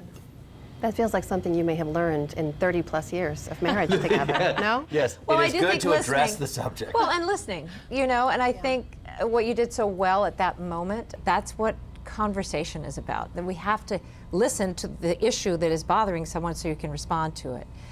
I think that's also in our marriage. You have to listen and then be able to respond. And I think we do. We've managed to figure out how to do that, you know. I'm sorry, I missed some of that. There are more collaborations and laughs to come as the two run a production company together. Stephen and Evie Colbert, thank you so very much. Such a pleasure. Thank you so much. It's thank been you. lovely. Appreciate Cheers. it. Cheers. And we have more from Stephen and Evie Colbert online. Taking some lessons learned while cooking together, they discuss the art of an apology and how people who disagree can find a way to get along. That is on our YouTube page. Meantime, 8 in 10 Americans say the country's political divisions pose a serious threat to the future of our democracy. That's according to the most recent PBS News Marist poll. Judy Woodruff has been exploring many of these divisions for her series America at a Crossroads. And she recently hosted a town hall in the swing state of Wisconsin to find out how people are feeling. Here's a preview of her special airing later tonight on PBS stations. On a warm September night at the historic Pabst Brewery in downtown Milwaukee, 50 Wisconsinites with different political views gathered to discuss their differences and whether common ground is possible. I'm a gay person. I have a son. I have a wife. And I cannot compromise with somebody who says that my child would be better not with my wife and I, but in a foster system or with a mom and a dad. 99% of the people are happy that you have a child and you're raising a child in a good environment and giving that child a good education. What I disagree with is that I don't want to have a drag show at my kid's grade school. I don't want to have a drag show at the library, and I don't want my children, my girls, competing against someone that is changed over from a male to a female. I have a major problem with that. That's where I am not willing to compromise. But as all the rest of the stuff, you go on, live your life, you be you, I'll be me. I moderated a sometimes tense, sometimes surprising conversation about the most difficult topics our society faces today. And I believe that those who believe in open borders are using our neighbors from the southern border to bring them here in a situation where they will not be giving any rights or visas. Antonio, you are an immigrant yourself. You came as a child of parents who arrived here without documentation. Do you think the system did you wrong? No, yeah, I think she's 100% right. We're on opposite ends of the political divide, but she's right. Immigrants are used largely as a slave labor force. There's an enormous amount of people that work with no rights, no ability to say anything, because if they say something, they could get in trouble. And so they just have to take what they're given. Some shared painful personal stories. And I had to walk around for 2 weeks knowing I had a baby that I could feel kicking inside me, who would never survive birth, who would never get to come home with me. And I couldn't be induced into labor because it would be considered termination. And others responded thoughtfully to those they disagreed with. I think that Republicans and Democrats are actually closer than we think about this issue. As far as abortion, I do believe that some people use it as a like an oops kind of thing. Oh, you know, we got pregnant, oops, let's get an abortion. That's the issue I have with it. As opposed to the areas where if a woman is raped, or if there's the danger of the mother, or if there's something like, then I would say yes, it would be okay.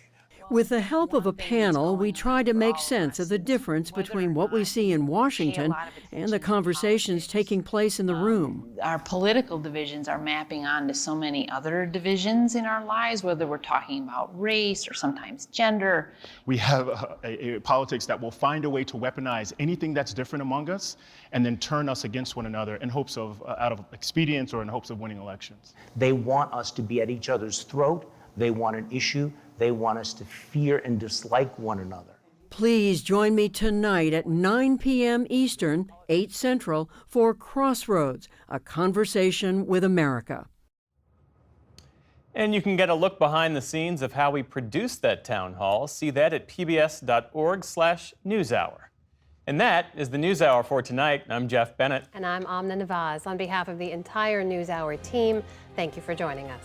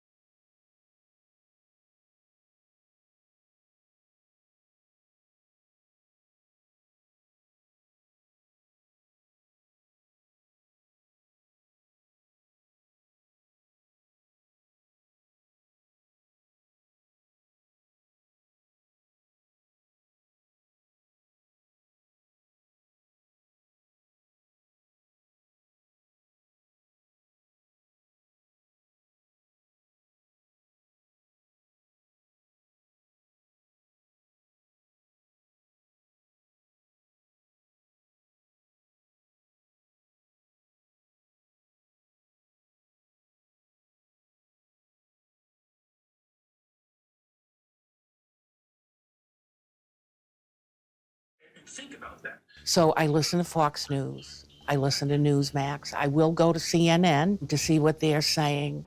Jerry Levasseur is a Republican committeewoman in Haverhill, Massachusetts. Do we want to do heavy traffic time, like 4 to 7 again? Or do you, okay.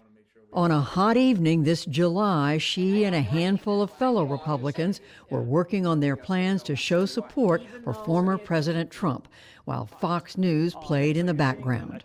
To enforce their vision for America, but it's not based off meritocracy. It's based off racism, quite frankly, and it's based off neo-Marxism.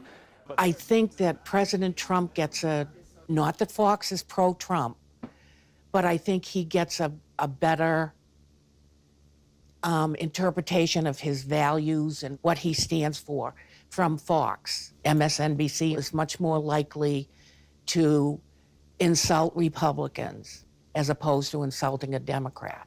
The Supreme Court is a clear and present danger to their entire political agenda. Across town, Demet Haksever, who immigrated to the United States from Turkey in 1975, is watching MSNBC.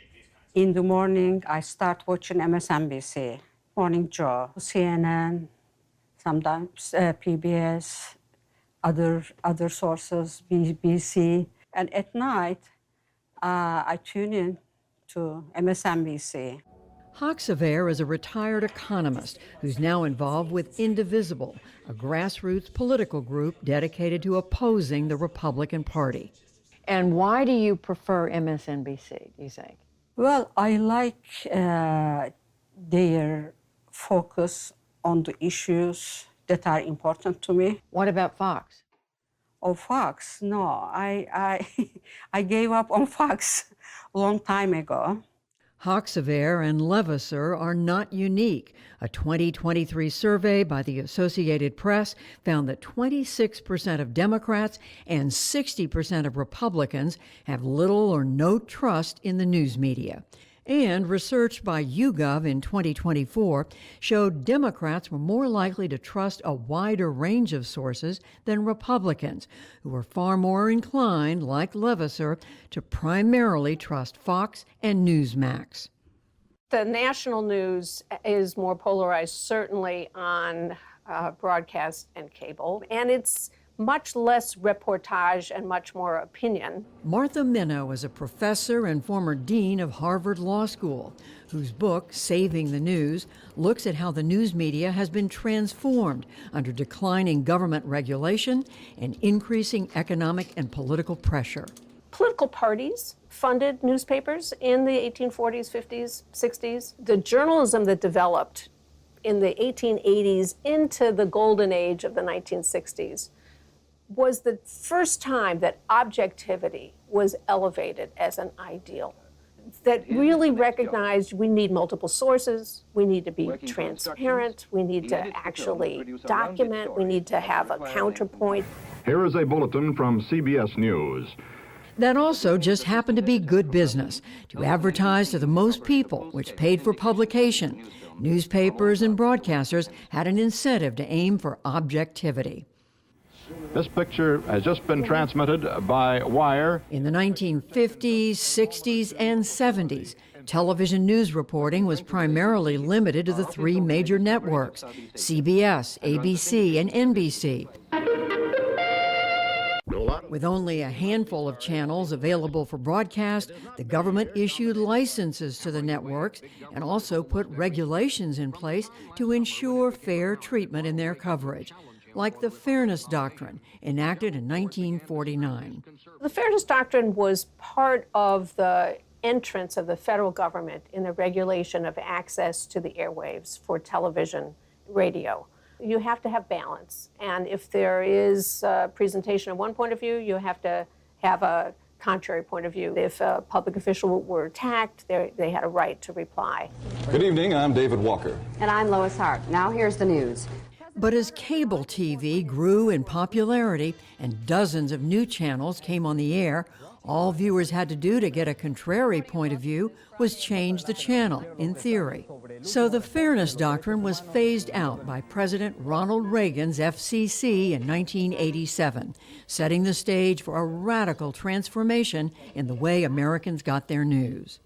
I think a lot of people now turn to the media to be reinforced in what they believe rather than to learn something new.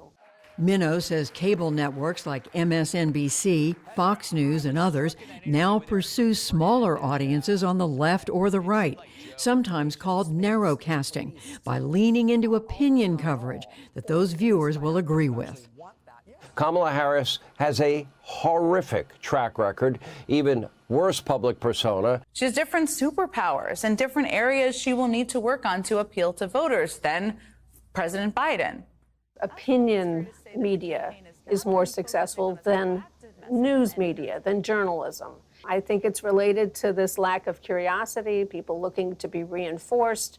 Also, it's more expensive.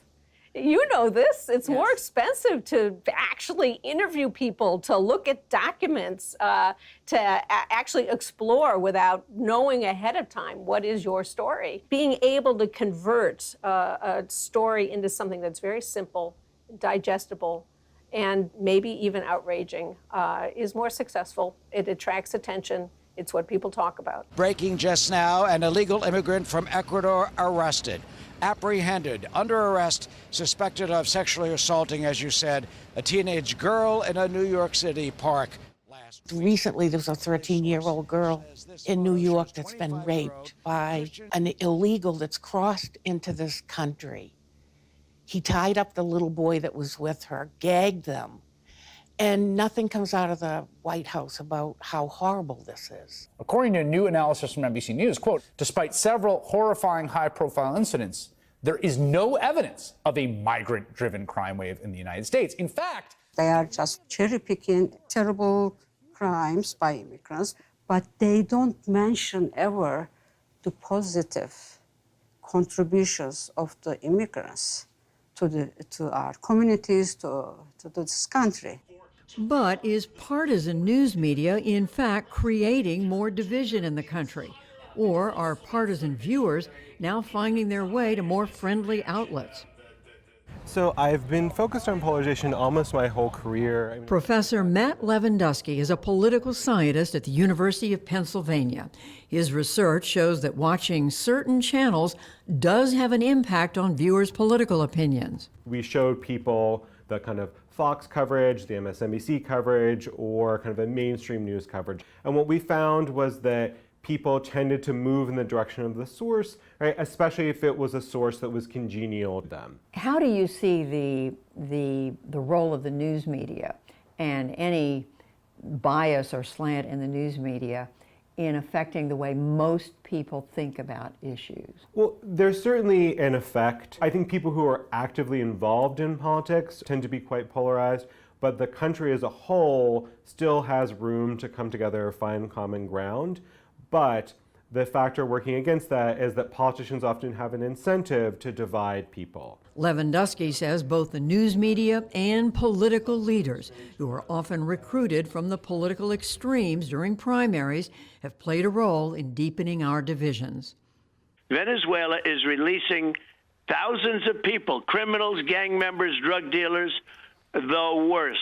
They are trying to control women's bodies quite explicitly. So if you look at studies about the kinds of people that run for Congress, they're increasingly being drawn from people who are more on the extremes rather than the middle, because the people who are in the middle sort of look out at Congress and they say, where am I going to fit in? So it's pushing people and kind of stretching them out a little bit more towards the extremes. Well, the thing is, early voting starts in September. Jerry Levasseur has felt the impact of this growing polarization in her own community and even her own family. I do have a brother who is very liberal, so we just don't talk politics at all, ever. And what about where they get their news? They would never watch Fox or Newsmax, or it's MSNBC. Right, this is how we make it in Turkey, actually. But 10 minutes down the road, Demet Haksever sees an even greater threat in the coverage coming from Fox, especially its promotion of conspiracy theories about the 2020 presidential election. This information, they spread it about the validity of the election results 2020 that poses a great risk to our democracy. I come from Turkey. And we lost our democracy because of the same divisions. What happens to a democracy in a situation like that? Well, democracy dies in that case. Harvard's Martha Minow says there is no easy solution to this problem. More nonprofit media funding local journalism and fighting disinformation could all help. But she remains deeply concerned about how these divisions are affecting our communities. The lack of a shared reality is a crisis in America right now. And you can see this depending on what your preferences are. You flip channels or whatever. You see it's different topics, and when it's the same topic, there has no relationship. And if you don't share a reality, and indeed you think the people next to you are out to get you, it's not just democracy that's at risk. It's peaceful coexistence. In an upcoming installment of America at a Crossroads, we'll look at how the internet and social media have only accelerated this concerning trend. For the PBS NewsHour, I'm Judy Woodruff in Haverhill, Massachusetts. In Chicago and Milwaukee, each party had the same goal: energize their voters. America's future will be bigger, better, bolder, brighter, happier, stronger, freer, greater, and more united than ever before. I will be a president who unites us around our highest aspirations. But with those messages of healing and unity, The consequences of putting Donald Trump back in the White House are extremely serious. were also words of condemnation. In less than 4 years, our opponents have turned incredible success into unparalleled tragedy and failure.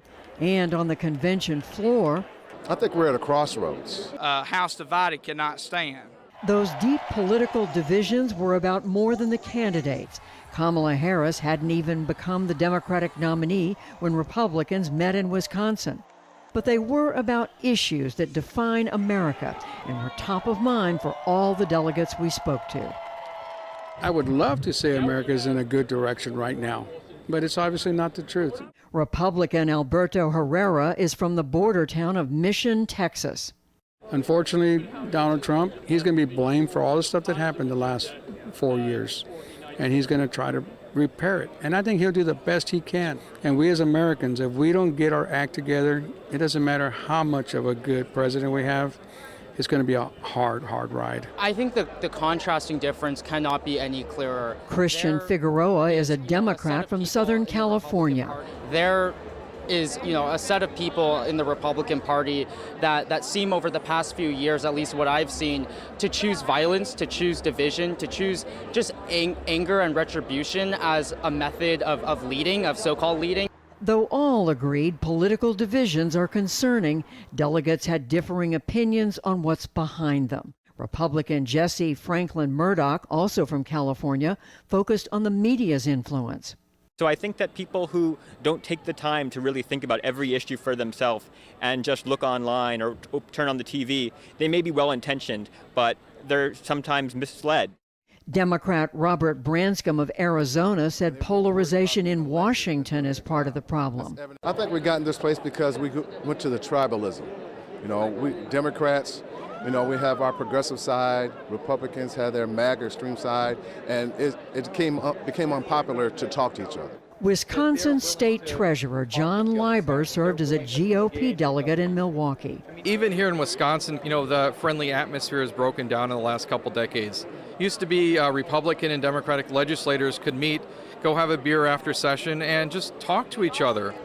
But today that doesn't happen. We're not approaching politics like we used to anymore.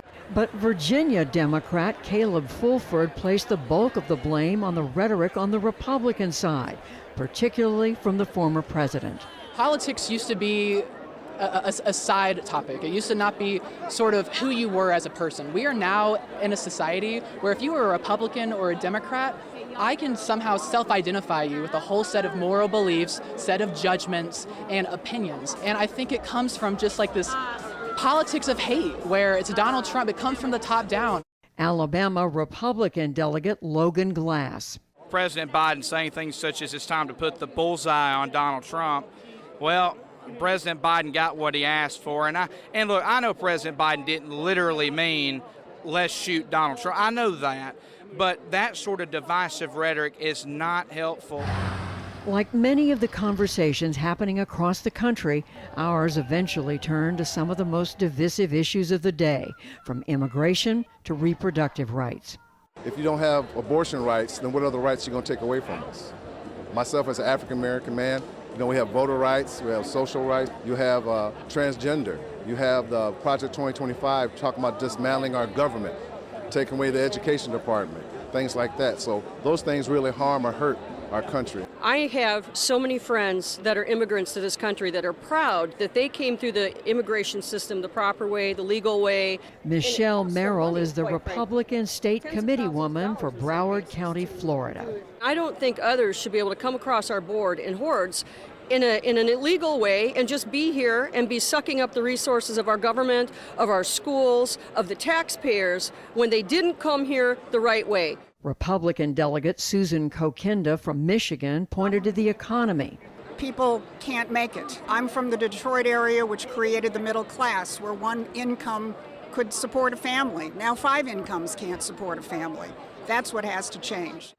Despite their differences, they all agree that although difficult, bringing Americans closer together is essential. We kind of went for voting for something to voting against something, and I think that caught on in the last few years. North Carolina Democratic delegate Kristen Robinson. We used to be able to sit down at the table and talk about issues, and it feels like we can't do that as much anymore, but I believe it's still possible. We've got to rein in the divisiveness with our political rhetoric. It's going to take the next generation of young folks to rise up and say, we're not going to agree on everything, but we don't have to let our disagreements divide us so badly. What we should be doing is reaching out to people who are in our family, people who are in our friendship circles that may have very contrasting political views, and let's talk about why are we so passionate. And I think if we really try to work together, I think we can definitely lower the temperature, and hopefully we can heal this country. The rhetoric all needs to calm down on both sides. We need to remember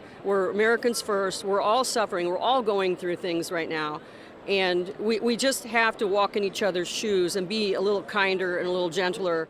But it's not clear that this shift to kinder and gentler can happen anytime soon, during a season of rough campaign combat, with political leaders charging all is lost if the other side prevails. For the PBS NewsHour, I'm Judy Woodruff in Milwaukee and Chicago. Kevin Boyle is a professor of American history at Northwestern University and author of the 2021 book, The Shattering: America in the 1960s. I traveled to Chicago to ask him about the parallels he sees between our own time and that tumultuous period, which witnessed widespread protests over Vietnam, women's rights, and civil rights, as well as the assassinations of President John F. Kennedy, his brother, presidential candidate Robert F. Kennedy, and of civil rights leaders Medgar Evers, Malcolm X, and Dr. Martin Luther King Jr. So there are a couple of major parallels in that the issues that I think were most central to the 1960s, the ones that were the most divisive in the 1960s, they have continued to be incredibly divisive issues up to the current day. The most obvious of those is the question of race in America, foreign policy and the place of the United States in the world, which became a major issue again this spring with the college protest movement over Israeli policy in Gaza. And then one of the themes that I think we don't think about quite as much in the 1960s is the really fundamental transformation of the relationship between the government and private life, and particularly sexual life. One of the great markers of the end of the 1960s was Roe v. Wade. Roe v. Wade. And of course, that's an issue that has been incredibly divisive ever since, and now, of course, has become a major, major point of contention in American public life. So there's huge continuities. What is it about America that these events keep happening? I think there's really three factors that intersect in making these events happen. One is, as sorry as I am to say this, there is a very long tradition of political violence and violence inside our public life. It cuts across many forms. I think it's compounded in our current moment. It has for the last 40 years by the proliferation of gun ownership. So what that means is that you essentially have motive and means. I don't know anything about the motivation of this young man, but I think we have to be willing to acknowledge that it is also tied to a striking degree to the mental health crisis that does afflict young men particularly, and that leads some of those young men to extraordinarily violent behavior. What are some of the forces that are pulling us apart as a people that would make us even think about wanting to kill or harm our political leaders? I think that what's happened in American public life in recent years is an extraordinarily high level of polarization. Of course, we've always had differences of opinions. Of course, we've always had deep divides. And of course, we've always had people on the fringes of American politics who were embracing extreme ideas. And sometimes, not always, but sometimes, those were the people who committed acts of political violence, like the assassinations of presidents. But the level of polarization in the United States today, the sense of division that makes people in the mainstream, and that's the extraordinary thing, in the mainstream, see their political opponents as enemies, that's a really dangerous and accelerating situation in the United States today. And what's your sense, your understanding of why that is? There's a lot of factors that play into it. There's no question that issues of race play into American polarization and have always played into American polarization. There's no question that questions of foreign policy have in the past and continue to play into our polarization. Those issues are perennial points of division. But what's really fundamentally different now is that in the past, the Republican and Democratic parties have essentially provided guardrails to that politics. Those guardrails have fallen off, especially with the Republican Party, so that no more does the Republican Party serve as a way of kind of preventing the sharp polarization that it once did. That's a fundamental transformation. And what caused the guardrails to come down? There are a whole lot of factors that have transformed our politics in the last, say, 20 years or so, even in the last 10 years. There is a really extraordinary transformation of communication systems in the United States. The ways in which news or disinformation circulate is just dramatically different. In the 1960s, we had 3 networks. Now suddenly you can get information from all sorts of places, you can spread information in all sorts of places, and that's broadened out the world of extremist politics, the world of extremist ideas. So that's certainly one huge factor. And then I think we've also had massive, massive economic dislocations in the United States.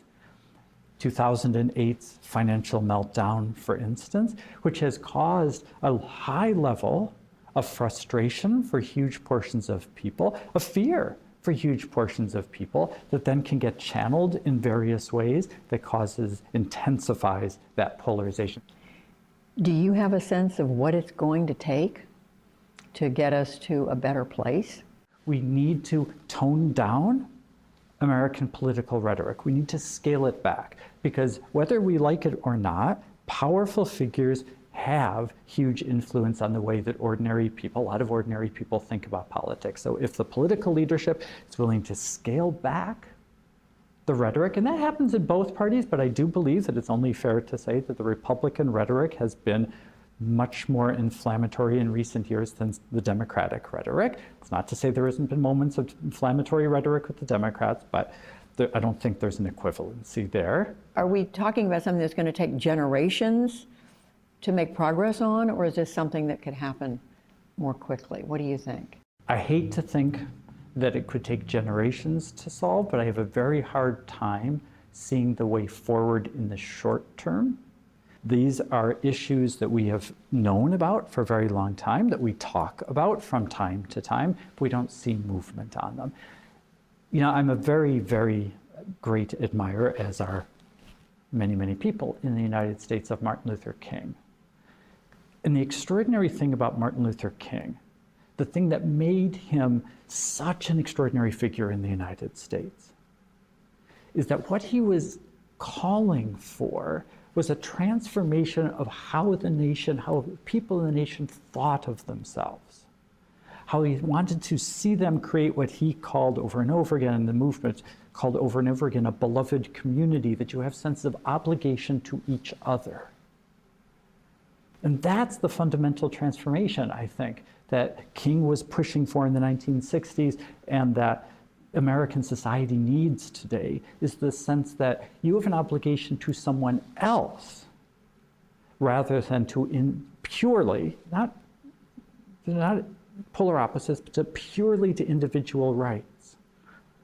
And it seems as if in the last 40, 50 years, we've moved in very much the opposite direction. For the PBS NewsHour, I'm Judy Woodruff in Evanston, Illinois. Social media was my sad little life. I was a, far-right, radical, crazy young person who was a jerk. My personality was not pleasant. Less than a decade ago, Katie McHugh was a prominent figure in the online world of far-right extremism. She was a writer and editor at the deeply conservative publication Breitbart, where she was especially known for her vitriolic tweets. Whenever I was saying the really vile racist things that went viral, you find other right-wing people on social media, on Twitter, and you follow each other, you boost each other, and then the network just expands. And you say outlandish things to push the conversation that way. So you have the real-time interaction, real-time radicalization. McHugh has since rejected the far right. Today, she worries about her address being revealed, which is why we agreed to interview her in this hotel room. Some of her viral tweets are still well known. I'm quoting, "Funny how Europeans assimilated, unlike third worlders, demanding welfare while raping, killing Americans." Yes, that's what we believed. They're taking our money, our taxes. People of color will rape the white women. You wrote, "It's important to keep families together. We must deport anchor babies along with their illegal alien parents." Yes, the dehumanizing language I was using. They are alien and they are dangerous and they are existential threat. That's what you believe on the right. And that's what you believed at the time. That's what I believed at the time. Yes, strongly. And then the day came when you tweeted this: "There would be no deadly terror attacks in the UK if Muslims didn't live there." Yes, and that was the tweet that got me fired, and that was one of the best things that ever happened to me, to get me out of that environment. Most of the things we try to do to discourage this tiny group of people who ruin the internet have very limited impact. Chris Vail is the founder of Duke University's Polarization Lab. His research focuses on how social media can be a driver of and a solution to political divisions. He says posts like McHugh's get outsized attention. When we look at people who are highly politically active on Twitter, we find that about 70% of the content about politics is generated by just 6% of people. And those 6% of people are disproportionately very liberal or very conservative. And so when we wander onto social media, we can wrongly conclude that everyone is extreme and everyone is sort of out to get everyone else. Contrary to popular belief, Bale says, the problem is not so-called echo chambers, online bubbles where people only have their views reinforced. We recruited a large group of Republicans and Democrats who were using Twitter. And we thought, hey, if we could just show them some messages from the other side, that surely they would come to realize that there are two sides to every story. Unfortunately, what we found at that time was that exposing people to the other side made them a little more polarized, not less. Which is fascinating because that's been the common assumption. Think about the last time that you saw a message from people you don't agree with. Did it produce a kind of calm, rational deliberation about whether the idea had merit, or did it make you mad? Bales says the incentive structure on social media platforms leads to more extreme content rising to the top as algorithms promote what gets high engagement, reactions, comments, and shares. We've made it all but impossible for people to gain status for sharing and voicing the moderate views that many of us think our country needs right now. I have seen one too many posts talking negatively, namely about like Black women. So I'm like, okay, this is when we turn this off. Taylin Harp is a mental health counselor in Raleigh, North Carolina, with expertise in serving people of color and members of the LGBTQ community. She struggles with what she sees online. If there is a lot of negative comments being made about Black women, if there's a lot of negative commentary being made about the LGBTQ community, it's one of those things where I'm disconnecting, I'm blocking those pages so that I am not constantly being fed with that. But she says social media has also helped her connect with her community. Anything having to do with Black, Indigenous people of color, and also LGBTQ rights, different things happening within the LGBT community, that's really where my focus comes to on social media. I do remain an optimist that on balance, the technology, the developments that we see will make our lives better. Matt Perrault was the head of global policy development at Facebook until 2019. He's now the director of the University of North Carolina's Center on Technology Policy, which receives funding from Facebook's parent company, Meta, among others. I was never in a meeting where someone said, here's something that we could do that's good for the world. And here's another approach that's going to be good for our bottom line, that's going to make us money. And people said, let's just do the money approach and not the good for the world approach. Is there an inherent conflict here in, these are for-profit companies that want to grow audience, they want to increase engagement, and what their mission is not always going to be consistent with promoting accurate information. I agree with what you're hinting at in your question, that isn't necessarily aligned with the public good. It might not be good for the world if it's a more connected world. That, I think, is a good rationale for smart regulation of the tech industry where there are those kinds of market failures that produce harms. I asked him about Meta's decision to reinstate former President Trump after he had been banned for praising people involved in the January 6, 2021 attack on the U.S. Capitol. It is not clear to me that censorship results in stronger outcomes down the road. President Trump didn't disappear just because his content wasn't hosted on Meta. He started his own social network. He has lots of followers on that social network, and he posts there regularly. There's the truth, and there's your opinion. And so people have muddied that. Becky Lou Hobbs chairs the Wake County, North Carolina chapter of the conservative advocacy group Moms for Liberty. She says she's gotten hateful messages online after her group called for removing school library books that include descriptions of sex or discussions of gender identity.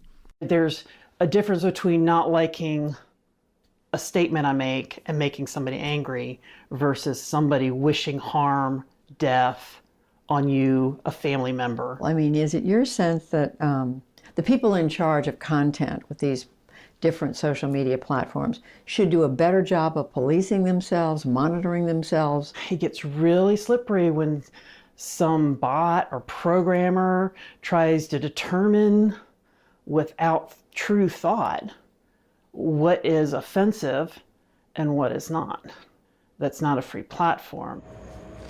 At the end of the day, these are businesses, these are corporations, and even though many of us don't like the fact that corporations are now in charge of democracy's public square, it's de facto what has happened. Bales Polarization Lab has begun to develop tools they think could reduce conflict online, including an AI-powered assistant. Last year, Nextdoor, the social media platform that allows neighbors to connect to each other, came to us and they said, we've got a lot of toxic language going on. How can we identify solutions that are both good for society and profitable? Bales' team helped Nextdoor employ AI to suggest less divisive language to its users. And this resulted in a 15% decrease in the use of toxic language on their platform. So these are real solutions that are low-hanging fruit that I think could be implemented with minimal cost to social media companies. So you're saying these are things that companies would have to be persuaded would frankly raise revenue, right? I mean, yes, I do think of course, they care about revenue. They're beholden to shareholders. Much as I might not like that, and many people might not like that, that is the reality. These social media platforms, they're disincentivized from cutting down on right-wing rhetoric because, again, it's a moneymaker. It's a huge moneymaker. Racism is very profitable. To help her work through her own painful experience, Katie McHugh reached out to counselors who help individuals leave hate groups and move beyond extremism. I was very lucky and blessed to have people who I trusted completely help me extricate myself from everything. And I described it as pulling shrapnel out of your brain. What I believed was vile, and I didn't want to be that person anymore. Having that community in place stops and diffuses so much of the hatred because a lot of the online isolation will cause that. There are a lot of angry people in our country, and one way to understand what social media does is it gives those people more of a platform. And I worry that if we, point all the blame at social media and don't do a little bit of introspection, that we'll be unhappy with the result. For the PBS NewsHour, I'm Judy Woodruff in Durham, North Carolina. Hey everyone, welcome to PBS News' digital live stream. I'm Dima Zain, and I am joined by PBS News' Judy Woodruff, here to talk about her ongoing reporting series, America Crossroads. So happy to be with you Thank to you. talk about it. Thank you for joining. I'm so excited to jump in and to do kind of a little bit overview. The last year you have spent traveling across the United States, speaking to many, many Americans about the division fracturing the country. I want to just start with, how did you come up with this idea? How did this idea first form? Well, in 2022, Dima, as you know, I knew I was going to be stepping aside from the anchor desk at the end of that year, and I thought about I wasn't ready to stop working, and I thought about what reporting really matters to me, and it hit me right away. As a longtime political reporter, I've never felt the country as politically divided as it is right now, and this was 2 years ago. Just a feeling that Americans not just are farther apart on the issues, but that we have really dark feelings about each other. And this has been borne out. We've talked to the Pew Research Center. They tell us the country, we don't know what it was like during the Civil War, of course, but that the country is really in a place unlike anything we've seen in this modern era. So I wanted to spend 2 years traveling around the country, talking to ordinary Americans about what do you think about the issues, and what do you think about people on the other side? Why do you think we're so separated? Do you think we can find ways to heal? So it's been a fascinating and uplifting and discouraging journey, frankly, around the country for the last year and a half. And I'm excited to jump in and see kind of what you've found out and what all these details about it. But I want to talk a little bit about what went behind the scenes to kind of get this first started. Well, we decided that we had to put a team of producers. We started with my amazing coordinating producer, Frank Carlson, who's been here at the NewsHour for a while. He's been my central go-to producer, but we've since added 2 other producers, Sarah Clune and Connor Sychek, and we just have an amazing group of a team that has come together to travel. We go from one story to the next. While one of us is working on one story, another producer will begin working on another story. We've now been to 26 states. Wow. We've produced 41 pieces for the NewsHour, roughly every other Wednesday. Wow. We've been producing, and we'll continue to do that for months to come. So that many states, that many countries, what is your major takeaway so far? I would say the main thing, Dima, is that we are for sure deeply divided, and that the reasons go back sometime. It's not a brand new phenomenon. The roots of this go back several decades in the ways the parties have interacted with each other and the way we've positioned ourselves on the issues, but that it is also complicated in that It's not just one thing that has caused the division. It's the economy. It's a sense of inequity, on the feeling on the part of many people that they're getting a rough ride, a rougher. They don't have the same opportunities as other Americans. Yeah. It has to do with our. It's also that politics has seeped into so many parts of our lives. It's not just when we go to vote. It's how we think about our faith and how we worship. It has to do with the jobs that we do. It has to do with our neighbors. It has to do with education. People are now approaching the public school system in this country and where their children go to school, how they're educated as an extension of their political beliefs. I mean, whether the children should be educated on certain topics. And so it covers so many aspects of our lives, and that's why I think it's been so hard to tackle. And talking about all of these different aspects to this, how do you make sure when you're talking to all these Americans that you're talking to a representative group of Americans? And I want to just ask, are there any roadblocks that you faced at this time? Well, I would say trying to make sure that it's a cross-section is that we are constantly scouring. And by the way, I want to mention another researcher, producer working with us, Christine Roma. I want to make sure and give Christine a shout out too. We are constantly scouring news across America. We're looking at news sites, newspapers, any place we can find to make sure we're looking at the whole country. And it's not a scientific project. We can't, constantly poll and make sure we're hitting on all the topics as they touch Americans. But we are trying to. We've been geographically diverse. We've been to Oregon. We've been to California, Southern California. We've been to Arizona. We've been to Minnesota, Chicago. We've been to New York State. We've been to the South, Florida, Georgia. We've hit every geographic part of the country. We've talked to everybody on the political spectrum, from far right to far left, to people who say they belong to neither party. So we're trying to be as diverse as we possibly can. You asked about roadblocks. Yeah. In general, people are receptive in wanting to talk to us. Sometimes there are people who have said to us, I don't trust the news media. I don't want to talk to anybody who's in the press. We often overcome that by saying we're PBS. We have a long-standing reputation for wanting to tell the whole story, for not taking sides. And often, in fact, much of the time, that overcomes their skepticism.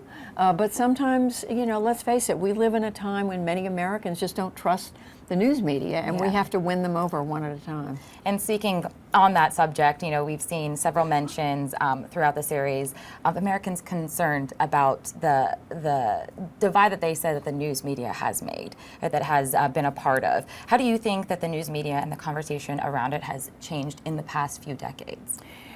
There's no question in my mind. In fact, the research now shows that the news media and social media, which we're taking part in, all of that in all of its manifestations has worsened our polarization. How? By, on the one hand, it used to be in the Walter Cronkite era, there were 3 networks and the news was this, here's the story, that's the way it is. Today, of course, it's much different from that. There's so many news sites that are all about opinion and not about reporting the news, not about reporting the facts. Some Americans find that they like that opinion and they go to the news sites that reflect the opinion they already have, whether it's far right or left. And so we are seeing that that's exacerbating our division, because people are going to places that simply reinforce the views that they already have. Yeah. And then you have social media. For all the good that it does, in many ways people are now able to just jump in and say, I hate this or I hate that, and here's why. And sometimes that's based on conspiracy theories and information that's not backed up factually. And so it too is deepening this sense that of division and making people feel I only disagree with you, Dima, I don't think you're a good person. Yeah. And the polling has borne that out. People in each party now have much darker views of people in the other party. And this has just happened, by the way, in the last decade. The Pew Research Center has done a ton of work on this, and it shows that just in the last 8 to 10 years, since 2016, people in the Republican Party think, most people in the Republican Party, 3/4 of them think Democrats are immoral, dishonest.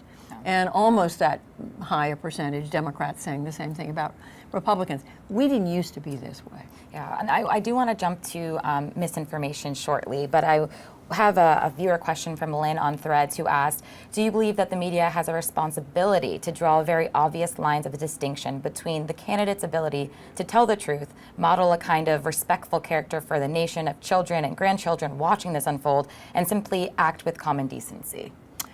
I think the media, first and foremost, has a responsibility to reflect what's actually out there, to report the facts, to report, and especially in this heated and hard-fought election season, campaign season, to reflect the facts, to report what the candidates are saying, to hold the candidates to account. I would like to say that, maybe it would be nice if we had the bandwidth to also say, okay, we're gonna talk to the candidates every chance we get about morality and decency. I think that is part of the story, but do we have the time and the space to do that every day? No. But I will say this, Dima, I think that comes through to the audience when they see the candidates, when we report to them on what either Donald Trump or Kamala Harris are saying, or their running mates are saying on the campaign trail. People can judge for themselves whether they think they're speaking decently and respectfully about other Americans. And so, to the extent we have a responsibility to share that, to show that, people can judge for themselves. And in the end, that's what we want people to do. And Benedict on X asked, looking back, do you think broadcasting Congress and the Senate on TV promoted, which inevitably leads to exciting or heated exchanges broadcast on the news, that increases the performative politics that we're seeing? I hate to say this, Dima, as somebody who thinks that we should have cameras in as many places as possible, that in fact what has happened is that having cameras in the House and in the Senate, and again, those are very directionally, they're controlled. They don't show the whole chamber. They typically just show the person who's speaking. It has led to a place where members of Congress, members of the Senate realize they have to go and make a statement, tout their position in order to be shown or seen saying something. And I suppose that increases their connection with their constituents, and so in a sense that it's good, but in another sense it's led to a more performative political culture in our country, and I'm not sure that's healthy. And one more, Sally on X asks, traditional media have treated recent presidential campaigns as sporting events. What role has this played in the fractured political state and the easy manipulation of voters to either or positions of complex issues? We call it the horse race coverage. How much of our coverage is focused on the horse race, the polls? Who said this and who reacted with that? To some extent, we have to cover that because that's part of the story, but it can't be the whole story. And that's why I am so glad that you and I work at the PBS NewsHour, because our mission all along has been in covering a campaign to report not just on what are the polls, but more important, to talk to people about what are the candidates' stands on the issues. Let's go deeper into what the candidates have done on this issue in the past. What have they said? What have they done? Let's hold them accountable. And let's help people understand what is the real story about government spending? What's the real story about immigration, about the situation in Ukraine or the Middle East? Let's go deep into those stories and help inform people so that they are best equipped to make the best decisions for themselves when it comes to voting. And I want to ask you, it's kind of one more, but did you ever find people unwilling to talk to you and the NewsHour team due to their frustrations with the media? And how did you overcome that?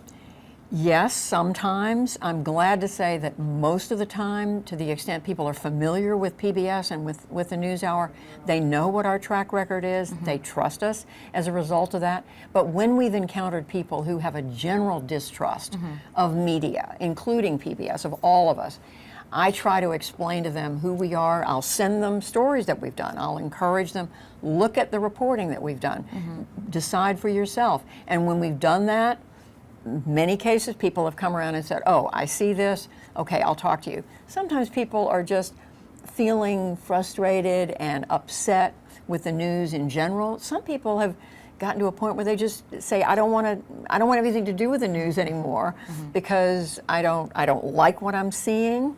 I don't trust the media. You can't always, change people's opinions, but generally I have found that when I send them articles that pieces that we've done. If I just say, watch the NewsHour, television, or, I'll send them links. When they watch what we do, in general, I find that, they're willing to talk to us. So that makes me grateful. And now, Judy, you're not new to political reporting. You've been reporting on America and American politics for decades. I wanted to ask if there's one story or moment that really stands out to you the most in this series. Well, in the series, I would say the story that has had, for me, ongoing resonance is going back to the city where I was born, Tulsa, Oklahoma, to talk with people in the community, again, across the spectrum, from folks in the inner city of Tulsa, where they are struggling a century after a terrible race massacre. Yeah. People in the black neighborhoods in Tulsa are saying the wealthier residents of Tulsa owe them something to make up for the years that were spent, frankly, just ignoring what happened. It was the infamous Greenwood massacre, when an entire neighborhood was firebombed in Tulsa. But a young Republican mayor, G.T. Bynum, has been trying to find ways to heal the community 100 years later, bringing the left and the right together, talking to people, conservatives in the community who don't think race should even be taught in the schools. I mean, they managed to persuade the state legislature to pass a law, essentially, not essentially, but saying that you cannot teach American history in a way that makes children feel uncomfortable, which is a way of saying we don't want to talk about the history of race in a way that makes white children feel uncomfortable. And he's been trying to bridge that divide and has made progress.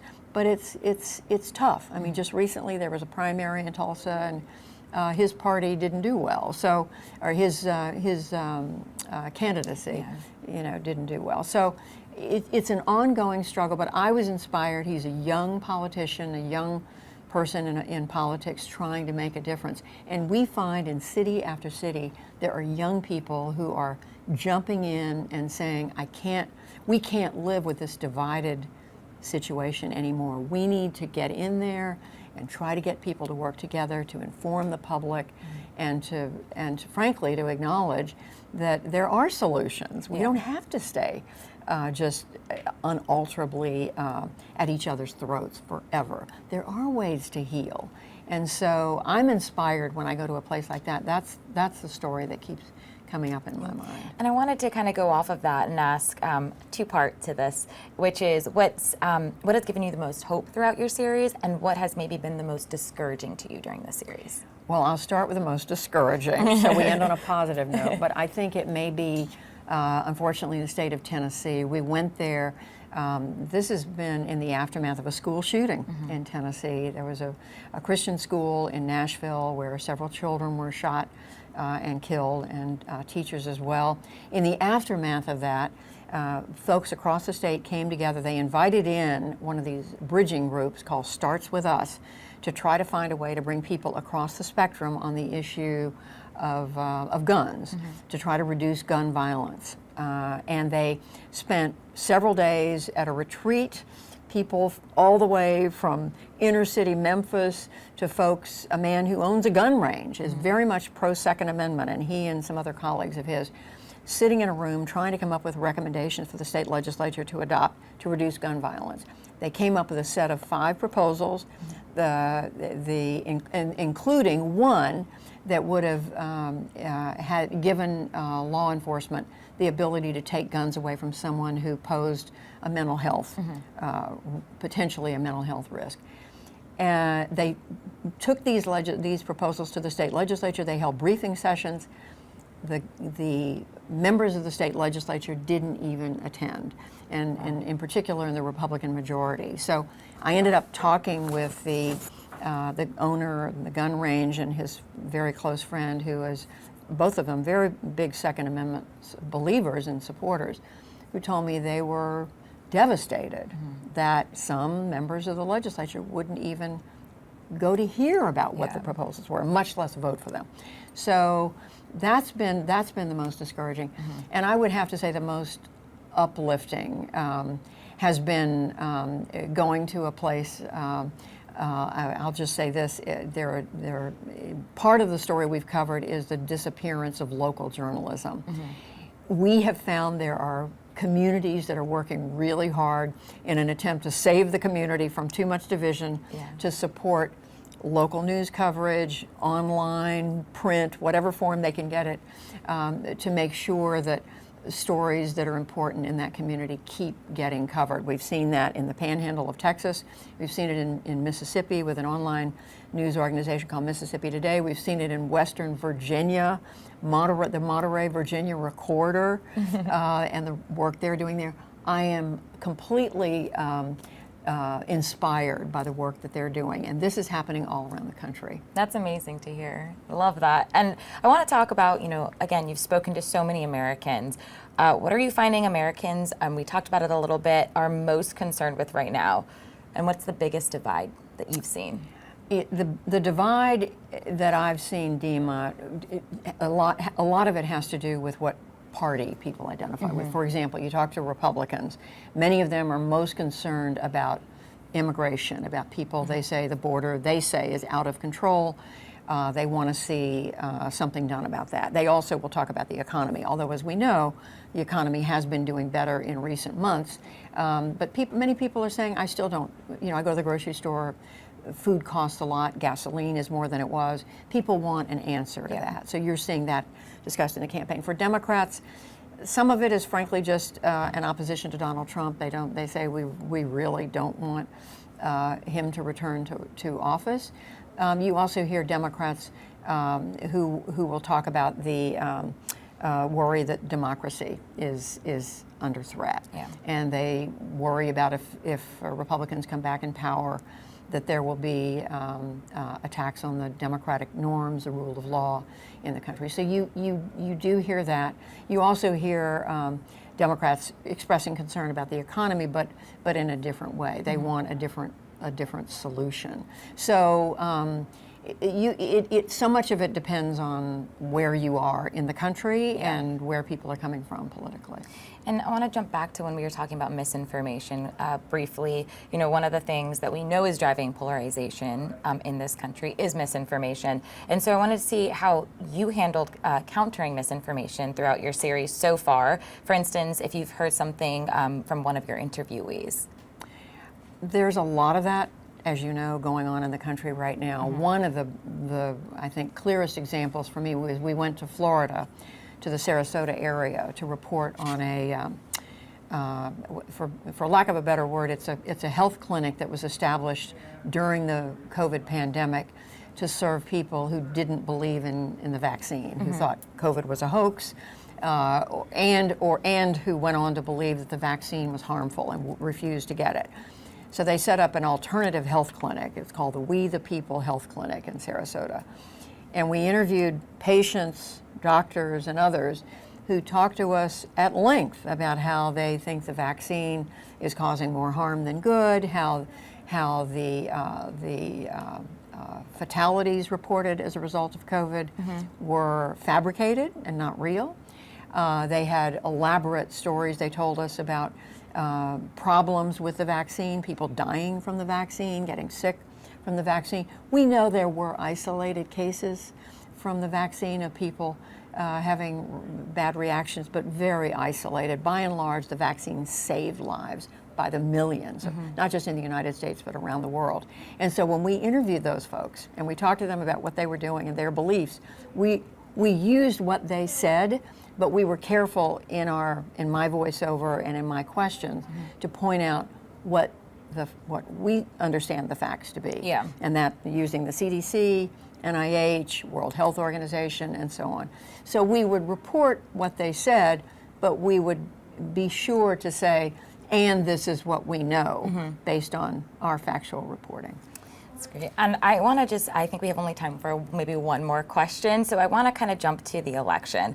Presidential election's only 2 months away. It's approaching very quickly. What's next for your reporting on this series? And what do you expect the division to look like after the election? In terms of what we're doing next, very excited about this. We're going to Milwaukee this side of the Republican National Convention. We're going back there to do a town hall with voters from all across the state of Wisconsin. Very critical state. It's one of the swing states in America. It's divided right down the middle, left and right, red and blue, and we are collecting a group, we are putting together a group of voters, again, across the spectrum. I'm going to talk to them for an hour. We're going to record this next week and then air it the week after on PBS. It'll be a primetime special that'll airing on the 23rd of September. We're calling it A Conversation with America. And I'll be talking to voters not just about what's on their minds in this election, of course about the issues, but also about why they think our differences are so deep and how they feel about people who disagree with them, how it's affected them in their lives. Has it affected their family? And we're hearing from them. They can't sit down with their sibling or in some cases, their spouse, a parent, a cousin, a neighbor, that it's affecting their lives. And so we want to hear from them about how it's affecting them and what they think are ways to work through this, because people often say we can't live like this any longer. We want to get through this.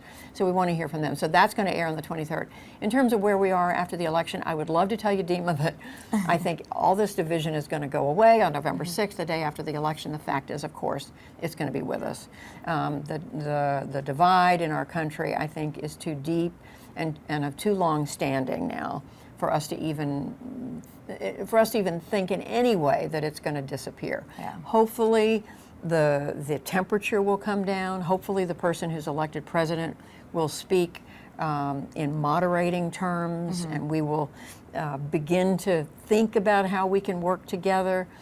But the reality is, I think that many Americans will not like the result of the election on one side or the other. And let's hope we don't have recriminations, revenge in some way. Let's hope the American people accept the legitimate results of this election, and that we can go forward as a country and find ways to work together. We're never going to all hold hands and sing Kumbaya and agree. That's not what a democracy is ever meant to be. It's never going to be a situation where we all agree and that's a dictatorship. It's not going to happen. We want to have disagreement, but let it be healthy disagreement. Let it be disagreement that is around respect for another point of view and respect for other people, and understanding that you can disagree with someone but not hate them. As the current governor of Utah, who's a Republican, Spencer Cox, has said, it's not American to hate other Americans. And so let's hope that we can find a way through this, even with our very healthy disagreements. A lot of hope in this upcoming election and thereafter, and we'll continue to follow you throughout your reporting series. Thank you. Judy, thank you so Love much. being with you. Love you being here. So thank you so much Thanks for joining so much. us. Thank you. And please remember to tune in to Judy Woodruff and the Crossroads team as they host their town hall on September 23rd. You can find that on PBS News' YouTube page.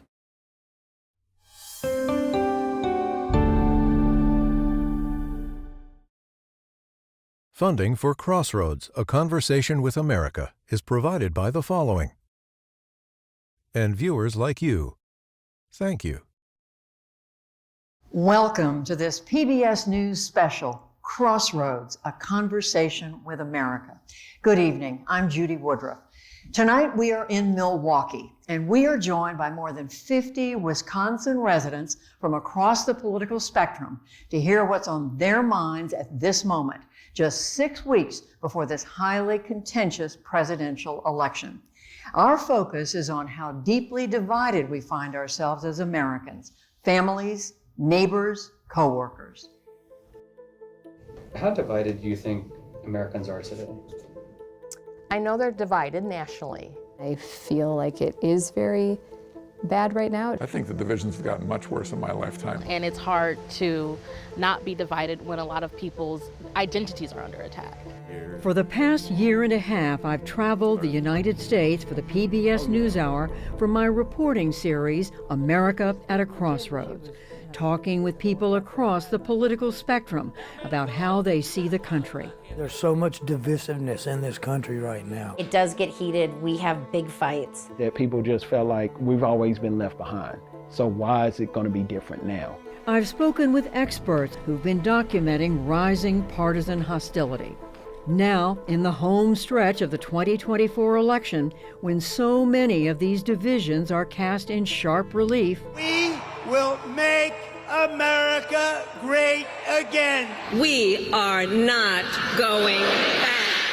We're in the critical swing state of Wisconsin to listen to Americans, Republicans and Democrats, conservatives and liberals, and folks in the middle, urban, suburban, and rural, to ask how they see these divisions in their own lives. Some clients found out which way I lean and stopped coming. I've got family members on all sides of the political spectrum. There are times that gets tense. I've also lost quite a few friends because we don't agree on a lot of issues. I don't know how many people know that I support Trump. How these divisions are affecting the serious issues we face as a country. The price of prescription drugs is skyrocketing. The difficulty with insurance is getting worse and worse. The housing market is getting worse. We've never had this many immigrants come over that are unvetted. That's the issue. It's very easy to have an opinion about abortion when you've never experienced any difficulty like that in your life. How they're affecting the ways we interact with one another. We used to agree to disagree, and it was fun and robust to talk about the differences. Like these big grandstanding arguments that people have with each other don't change each other's mind. And I think right now America's in that space where everybody's angry about something and we're not getting anything done. So many Americans feel stuck, frustrated, and even afraid for our future. No matter what the other side says, our first instinct is to say no. When you have a divided country and unhappy people and almost no solution for some people, it can feel like the end of the world. The United States' biggest threat is within, not from another country. It's almost like people sometimes talk about a civil war now. People are getting to the point where they're so fed up, they're like, we have to do something now. And with as many guns as in America, I don't think it's necessarily going to be peaceful. This evening from downtown Milwaukee, Wisconsin, at Best Place at the historic Pabst Brewery. This is Crossroads, a conversation with America. Joining us here tonight are three special guests, people who have spent a lot of time thinking about the things that we're going to be talking about tonight. They are retired U.S. Navy commander and writer Theodore Johnson, University of Wisconsin political science professor Catherine Kramer, and Wisconsin native and longtime conservative commentator Charlie Sykes. Welcome to each one of you. Thank you so much for being here tonight. Now, the most recent PBS News and Marist poll shows almost 8 out of 10 Americans say they believe we are mostly or completely divided about the issues facing our country. Kathy Kramer, let me start with you. You have spent years studying these divisions, including how they played out here in Wisconsin. Is this what you see? I do. I think that the one thing that Americans seem to agree on right now is that we are deeply divided.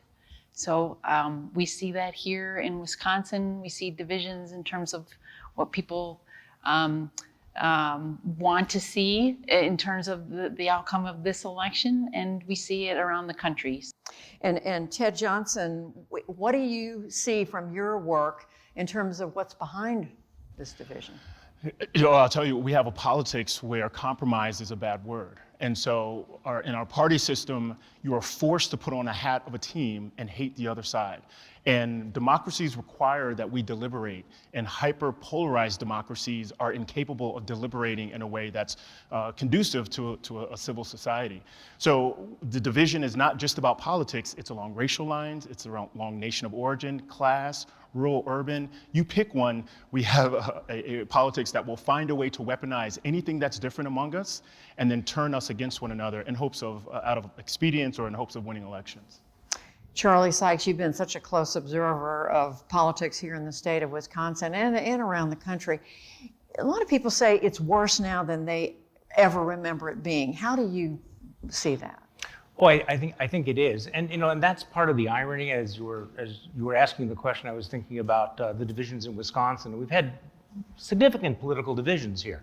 In many ways, I think we were much more divided than the rest of the country a few years ago, but the rest of the country has caught up with us. But Wisconsinites are not divided on everything. I mean, we're not divided on the Green Bay Packers. We're not divided on how we feel about beer. There's no division about how we feel about Illinois. But when you begin talking about politics, suddenly there is this tremendous cognitive dissonance. And it has become bitter. And I think part of it is that we don't just disagree on policy, that we regard it as a commentary on the person's character. That I don't just disagree with you about taxes. If I disagree with you on this, you're a bad person. You're evil, you're dangerous, and I'm being told over and over and over again to fear you and to dislike you. And it sounds like you're all saying this is something that's grown worse in this particular election cycle in the last several years.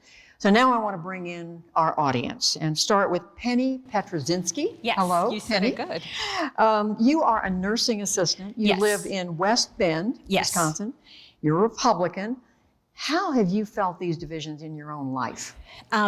With family, I have family members that want to, throw the racist card at me. And I want to let people know, as a Trump supporter, I am not racist, and I don't believe that Trump is either. I believe that the media has tried to divide us. I think it stems and blames. I blame the media for most of the rhetoric that has been thrown at us. And they're teaching everybody to hate one another, and that's not the case. And you're seeing it, you said, in your family? Yes. Neighbors, coworkers? No, just with family members on my dad's side. They're kind of like all lean towards the Democratic views, and we just don't share those views, with abortion and immigration and different things like that. So, and we want to talk about some of that tonight. But so Thanksgiving dinner is difficult. Yeah. We mainly don't get together on that side. Me and my dad still do, but I don't see all of the other ones as of the last few years. So, yeah. Sounds tough. Yeah. Grant Hagan, you're with us. Hello, Grant. You are a veteran and you're a retired cabinet installer. You're a Democrat. You told us that you feel these divisions that we've just heard from Penny, but you feel them from another perspective. Tell us about that. It's partially a family situation, friends, just a general feeling that there's animosity where it doesn't need to be there. There's misunderstandings abound. Too many people have a narrow stream of information, and I feel a broadened bombardment of information would be much more beneficial to everybody. If you're not listening to your neighbor, if you don't talk to your neighbor, you're not going to know what he's thinking. But you also have to have an engagement that's civil. You can't be screaming and yelling stuff at each other. That doesn't do any good. Are you saying that narrow band of information is only applying to the other side? You're a Democrat. I am a Democrat. So some of that is going towards, I don't want to mention any Fox News names, but when you've been sued for $750 million and you admit that you lied and that your presenters have all lied, that's one of those things that kind of makes me think maybe you should try somebody else and see what they have to say. Well, on that point, I want to come back to Penny. We hear Grant saying that he thinks people who have a different view from him are not getting the whole story, that it's just too narrow. What would you say to that? I think we think the same thing. It goes right back, that we believe that the media is telling just one side. And I've been to many of Donald Trump's rallies, and I hear it from his mouth. And I'll hear a little bit on TV, and it'll be totally turned around. And in the news coverage. Right, in the news coverage. And I wanted to add too, for the first couple of years that Trump was running, we were actually afraid for our lives, to be able to put signs out in front of our house. Well, let me bring in Antoine Carter. Antoine, you work for a nonprofit here. You're a Democrat. When you hear someone like Penny saying she feels disrespected by the other side and she feels she's not getting, that your side isn't getting the whole story, what does that make you think? I think personally, I am in fear of my life all the time as a Black man. And I think the issue I see is that when people in these conversations talk about race, it's never necessarily viewed with respect. And so thinking that a immigrant is trying to take my job as a college-educated Black man, I don't think that's true. I don't think that to relate to me is to be a felon, because I am not a felon. And when you refer to people talking about felons in the United States or coming across the border, you're referring to comments by former President Trump? Is that what you're saying? Yeah. Yeah. As a Black man, the only thing that he tries to identify with is my struggle. Not me being a parent, not me being a person trying to work and pay bills and buy a home and things like that. He is trying to lean in the fact that he assumes that Black people are felons, that he assumes that minorities operate in a deficit. And because of that, he rubs me the wrong way. I want to bring in, at this point, two of our guests from Green Bay. You are John and Liz McKinney. John, you are the manager at a construction company. You're Republican, but you've told us you do not plan to vote and you don't support former President Trump. Your wife, Liz, you do support former President Trump. So my question to both of you is, how do you manage this in your marriage, John? When it comes to managing, political differences in our household, it is not difficult. I love my wife because she's intelligent, she's educated, and she's thoughtful. I know that if she makes a decision about something, she's not coming by that decision lightly. So I respect her decision. I think she respects most of mine. But as a nation, we're so much bigger than one vote for one political candidate. So my wife may be voting for Trump. I made the decision that I'm not voting for either candidate, but I respect her decision. Liz McKinney, do you ever try to change his mind? Can you even talk about politics? We can certainly talk about it. I think one of the biggest misconceptions people have about people like me is that we can't talk about issues or that we can't get along with people that we don't agree with. I work at a company that's headquartered in Atlanta, so I have friends that come from all over the different parts of the United States. And you work for Koch Industries, is that right? Yes, and they have all different race and credos, and I think our differences help us get to a better outcome. Thank you. Thank you both. Thank you all. I want to turn to our panel now and turn to Kathy Kramer. Kathy, we're hearing that these are painful. Yeah. Divisions, people. How has it gotten to be so painful? Charlie addressed this earlier, and so did Ted, but what would you say about that? Well, I think one thing that's going on for all of us is whether or not you pay a lot of attention to politics, our political divisions are mapping onto so many other divisions in our lives, whether we're talking about race or sometimes gender, region, where we live. So that's part of it. Like it's painful because when someone criticizes your political team, oftentimes we take it as criticism of so many other parts of who we are. And I think it's also, it's painful here in Wisconsin because our divisions have been building for a long time. This is not this election. It's not even 2016, right? But back in 2012, we ran a survey at UW-Madison that found that 1 in 3 Wisconsinites had stopped talking to someone they cared about because of politics. That long ago? Yeah, so we've been feeling these divisions for some time. Wow, it goes back. The next thing we want to do now is drill down a little, and we want to look at how people are divided on specific issues. The one issue that should be addressed and looked at the hardest, I think the economy is the one that hurts people the most. Out of all of the generations in my family, I am one of the people who are making the most in my age range. And I am still living paycheck to paycheck. Prices are higher. You can't deny that. You can't say our current government didn't play a part in that.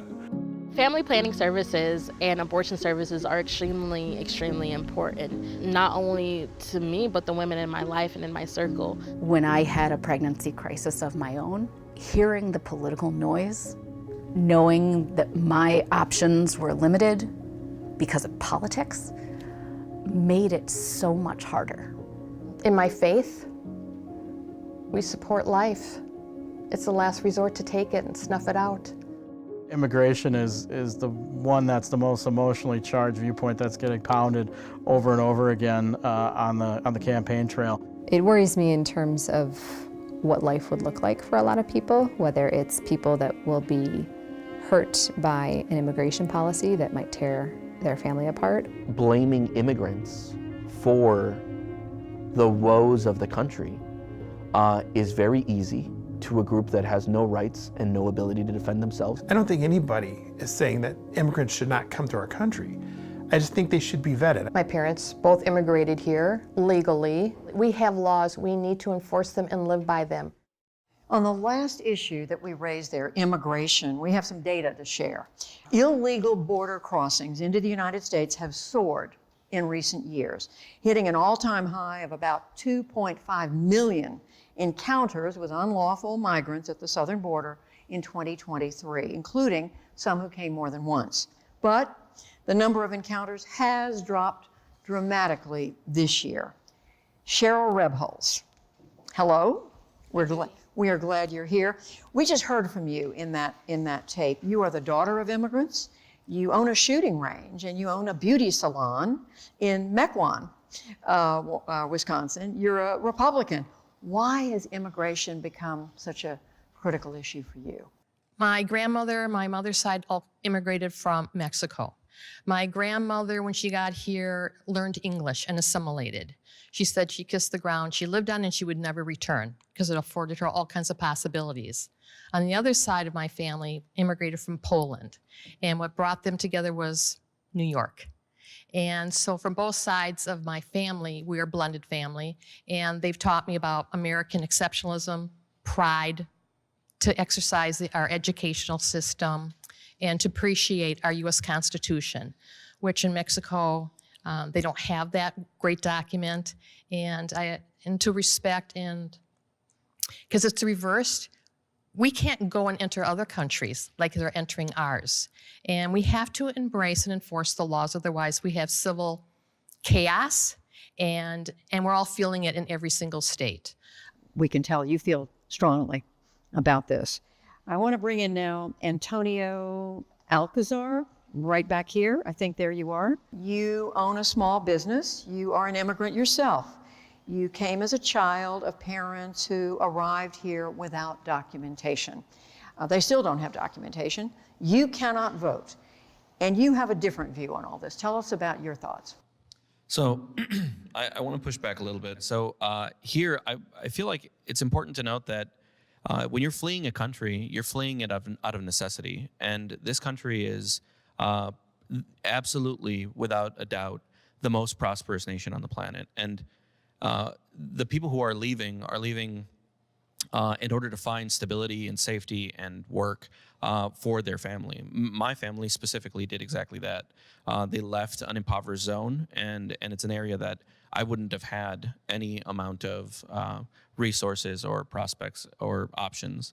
And yet now I'm a successful business owner, and that is something that's come through a lot of struggle, especially being undocumented, until 2012 when President Obama passed a deferred action for childhood arrivals. So like I hate this idea that that there's crime and gangs coming over. There's crime and gangs all over the world, but the people who are fleeing their country are fleeing for good reasons generally. Thank you, Antonio. I want to come now to Amy Teutenberg. Amy, you work as a medical interpreter. You're a Republican. You also have strong views about the border. I believe that those who believe in open borders are using our neighbors from the southern border to bring them here in a situation where they will not be giving any rights or visas. They do not require companies to provide them with visas so that they can use them to lower the wages of workers in this country. I believe that they are really just using them to exploit people and to undermine American workers' rights and pitting us against each other. And it is wrong that someone should live here for 20 years and not be able to vote. I do not believe that the Democratic Party has any intention. They say a path to citizenship. I believe that they bring people here with that idea. What if we had brought slaves here, back in the day, saying, oh, well, yeah, but we're providing them a path to freedom. Let me use them first, and then never really fulfill that. If you are going to bring here, I believe in hospitality. If you're going to bring people here, you either give them a visa to be here legally, or they don't come here. So do I hear you saying that you think the system, the government, doesn't treat immigrants? First of all, you're saying the borders need to be tighter. That's Correct. What you're saying. Absolutely. And you're also saying that immigrants, the way our system of immigration is not treating immigrants the way it should. Do I hear you correctly? Correct. I mean, it's very simple. If you're going to let people come here, you either give them a visa or the rights to be here so they can do things legally, or you don't. Like, there's no in between, and that's what they're allowing. Let me come back to you, Antonio. Hearing that, do you think the system did you wrong? No, yeah, I think she's 100% right. We're on opposite ends of the political divide, but she's right. Immigrants are used largely as a slave labor force. There's an enormous amount of people that work with no rights, no ability to say anything, because if they say something, they could get in trouble. And so they just have to take what they're given, and oftentimes they are abused or oppressed or not paid, and they can't do anything about it, and yet we maintain that system. So I don't believe that immigrants are anything more than a political talking point, and we actually need them in order to do the slave labor of the country. Thank you. Such a big subject. Ted Johnson, you have written a lot about, speaking of immigration, our country's changing demographics. How does that play into the pulverization, the division that we're here talking about tonight? Yeah, this is such a complex issue. There's a policy conversation around immigration that's very important, and I think we're getting at some of that. And then there are the people in the middle while the policy conversation happens. So policy, do we need more border agents? Do we need more intelligence? Do we need partnerships and a border wall, et cetera? Those are policy conversations. Should there be an easier path to immigration or a more difficult one that's vetted more? Policy conversations. But the people waiting for these deliberations to happen are left in the lurch. If you're a Haitian immigrant in Ohio right now waiting for Congress to do something, you can't go to school. The bomb threats are being called in because on a debate stage, one of the candidates, Donald Trump, said that black people in Ohio, black migrants, are eating cats and dogs. That's not a policy conversation. The policy conversation becomes secondary. And so what we're seeing is that the cultural conversation about who America is and who we should be and who we allow in has dominated the policy conversation about the best way to create a path to citizenship. And frankly, it's advantageous in a partisan sense, but it is destructive for what this kind of talk can cause in America. Another divisive topic that's getting so much attention right now is, of course, abortion. Following the 2022 Supreme Court overturning of Roe v. Wade, that issue was returned to the states, as all of you know. And right now, 14 states ban abortion altogether. It is a national divide. It is reflected here in Wisconsin. Emily Schultz, you are a mom working part-time at a nonprofit. You're a Democrat, and you told us you had a very personal experience with a pregnancy that you lost a few years ago. Can you share some of that with us? Yeah. My husband and I wanted desperately to be parents from the minute we were married, and we had a complicated journey to getting there. And we were blessed with twins in 2016, and in 2021 we found ourselves pregnant again, a very deeply wanted blessed pregnancy. And at our scan at 18 and a half weeks, we found out we had the first of many medical complications for both me and our child. And we also immediately found, as we were processing that most of our options were very limited, not by our wishes, not by our doctors or their recommendations, but by politicians who, in my opinion, are grandstanding and making TV and sound bites and not thinking about the people who their policies affect. These are politicians here in the state of Wisconsin. In the state of Wisconsin and around the country. And we soon found out that our son wouldn't survive. And I had to walk around for 2 weeks knowing I had a baby that I could feel kicking inside me, who would never survive birth, who would never get to come home with me. And I couldn't be induced into labor because it would be considered termination. I had medical professionals look at me and say, there's nothing we can do. If you want to go terminate, you can terminate, but we can't do it here. You can't do it in a neighboring state. You're too late. You'd have to fly across the country to get care. And to take a moment that was so emotional in my life, in our family's life, it's so easy to look at abortion and say, I'm pro-life or I'm pro-choice, like it's a team sport. And the reality is there's a million shades of gray in between. And there's a million medical procedures and treatments that fall in that gray zone in between. Such a painful experience, and we thank you so much for sharing it with us. I want to come to Mark Holland, having heard from you. Emily, Mark, you are a truck dispatcher and a Republican. In your case, you and your wife had an experience with IVF. And you came away with a different view of abortion. Explain. So I think that Republicans and Democrats are actually closer than we think about this issue. We went through IVF as well. That's how we have our son, through IVF. And it was a long, arduous journey. We had been trying for 10 years before that. And it is painful. As far as abortion, I do believe that some people use it as a like an oops kind of thing. Oh, we got pregnant. Oops, let's get an abortion. That's the issue I have with it. The responsibility part, the part that, oh, well, the baby's in the 3rd trimester, let's go ahead and get an abortion. That to me is a problem, as opposed to the areas where if a woman is raped, or if there's the danger of the mother, or if there's something like, then I would say yes, it would be okay. Even like she had mentioned, an area where you have to carry a baby that you know is not going to make it, you should be able to have an abortion in that case. So that's what my views are. And we know late-term abortions, very rare. Having said that, I want to ask the two of you, can you see from your position on abortion and both of your position on reproductive rights, can you see common ground somewhere between the two of you? I think there's a lot of common ground between parents who desperately want to have children. And that's where the political conversation, to me, makes so much noise that's unnecessary. There's sound bites, and there's making the headlines, and all sorts of things that become more important than making good policy that takes care of people in very vulnerable and sometimes very desperate situations.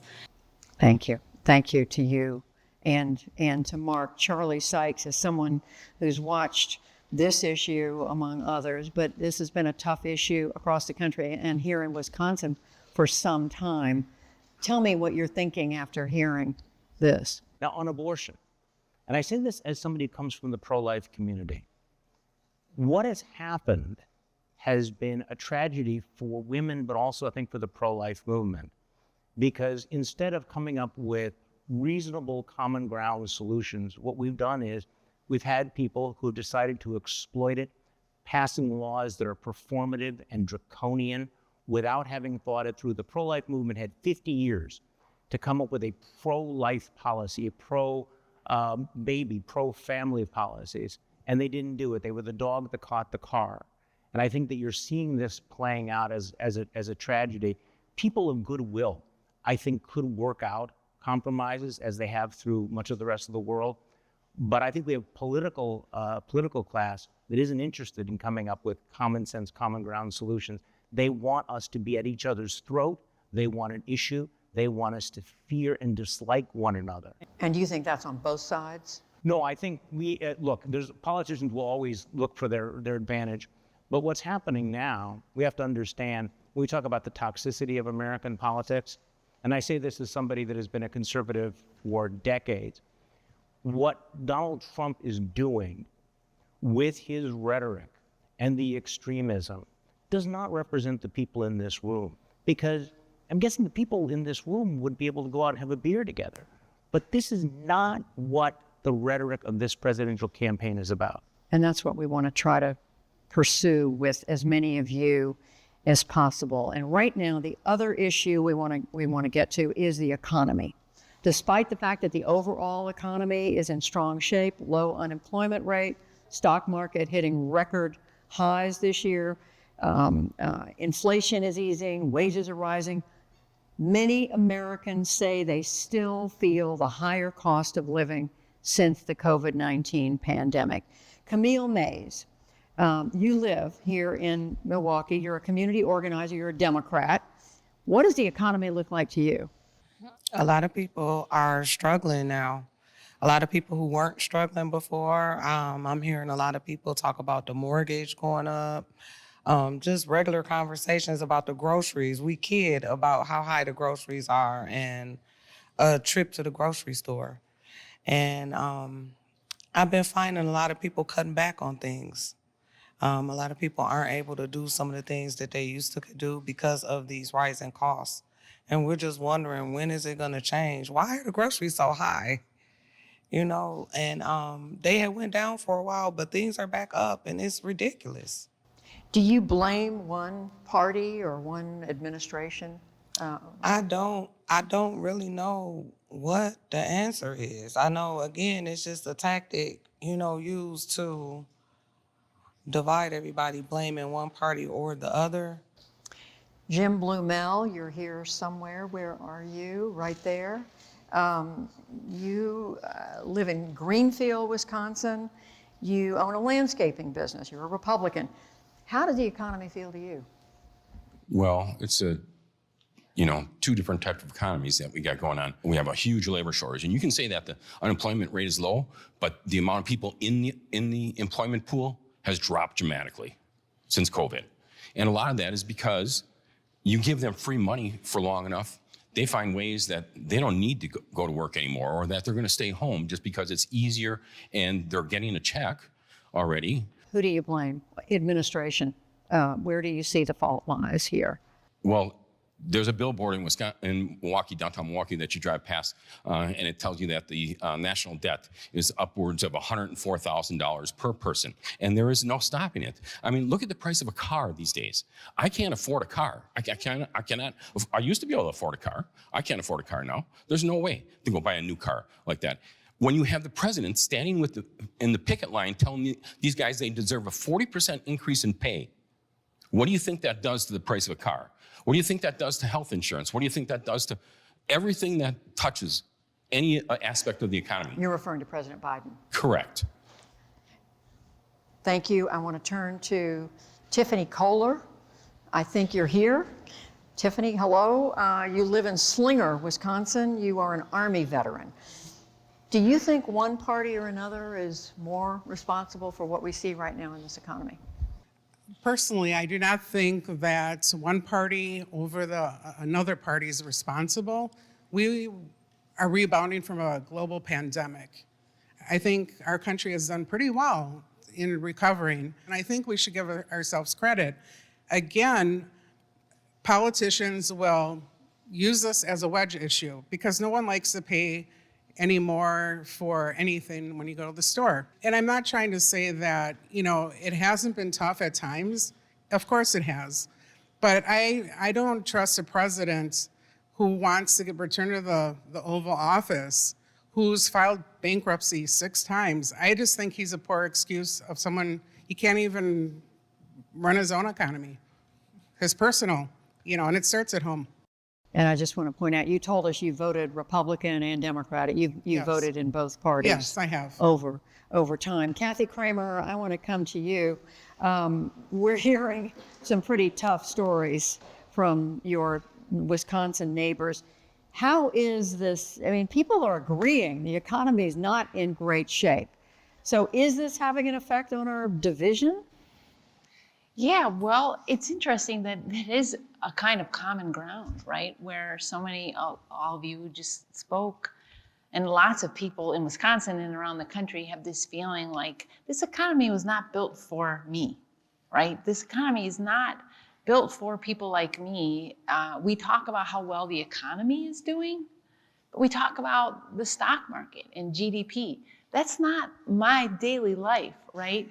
So I'm seeing actually a lot of common ground here as opposed to divisiveness. Because I think one thing that I hear a lot from Wisconsinites and people around the country is just this basic level of wanting just to not have to worry so much about basic things like housing, groceries, and just the basic things we all need in order to have a good life. So the data's better, the statistics are better, but people aren't feeling it, clearly. What we've been asking people around the country for the last year and a half is how do we move forward given these divides? What is it going to take? I would absolutely like to see more compromise in our politics. Our political leaders need to do what's best for the country, not what's best for the political party. It has to start with changing the tone and changing how we campaign against one another. If we all take a little bit more humility in our approaches to these issues and a little less hardened tribalism, I feel like we could find a lot more common ground.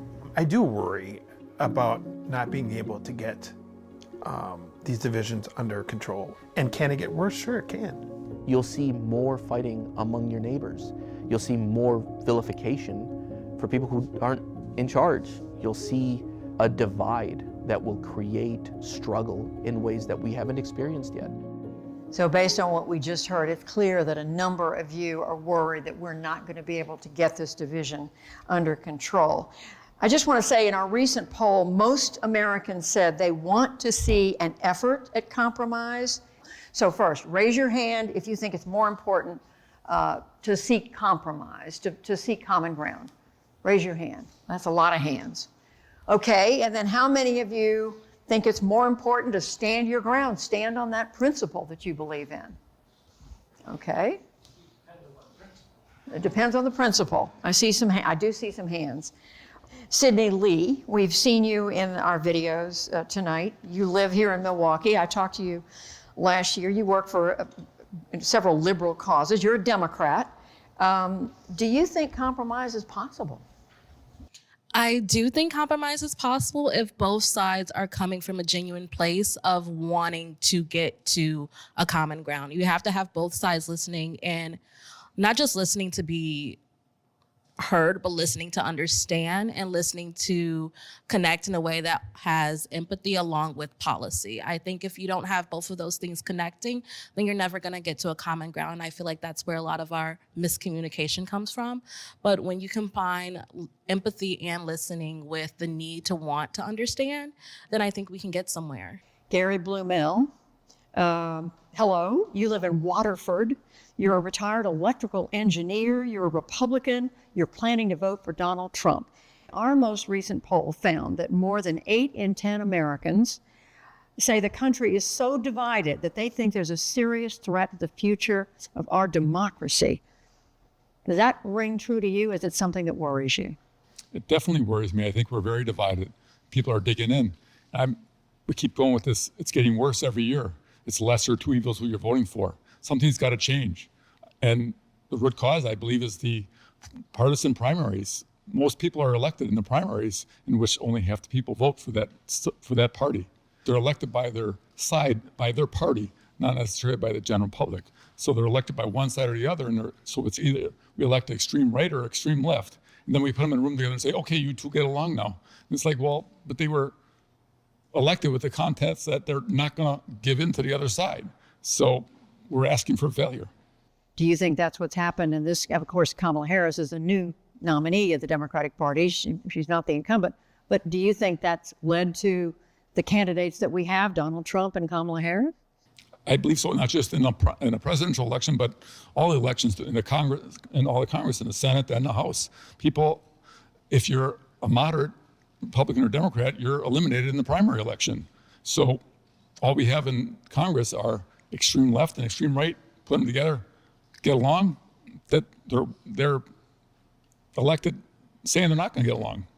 They're not going to cooperate, not compromise. Sitting right next to you, and I'm going to ask you to stand, is Wren Botford. Is that right? You here in Milwaukee. You live here in Milwaukee, and I saw you raise your hand a minute ago. We need to thank you. Share the mic.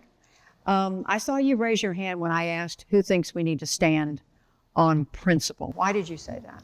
I do think that we need to stand on principle, because if a person looks at me as I'm a gay person, I have a son, I have a wife, and I cannot compromise with somebody who says that my child would be better not with my wife and I, but in a foster system or with a mom and a dad. I cannot compromise with that person. I am a teacher, my wife is a nurse, our son is perfect, and I cannot compromise with somebody who sees me as a human being that is better off dead than alive and present and raising my family. And if you cannot look at me and see that I am a human being with worth, then I cannot compromise. Does anyone here want to respond to what Wren just said? I'm going to open it up. Is there anybody here who, yes. I'm going to give you the microphone. So certainly, I understand where she's coming from in regards to This is Jim Blumel. Jim Blumel. I understand where she's coming from. He's coming. I'm sorry, where they are coming from.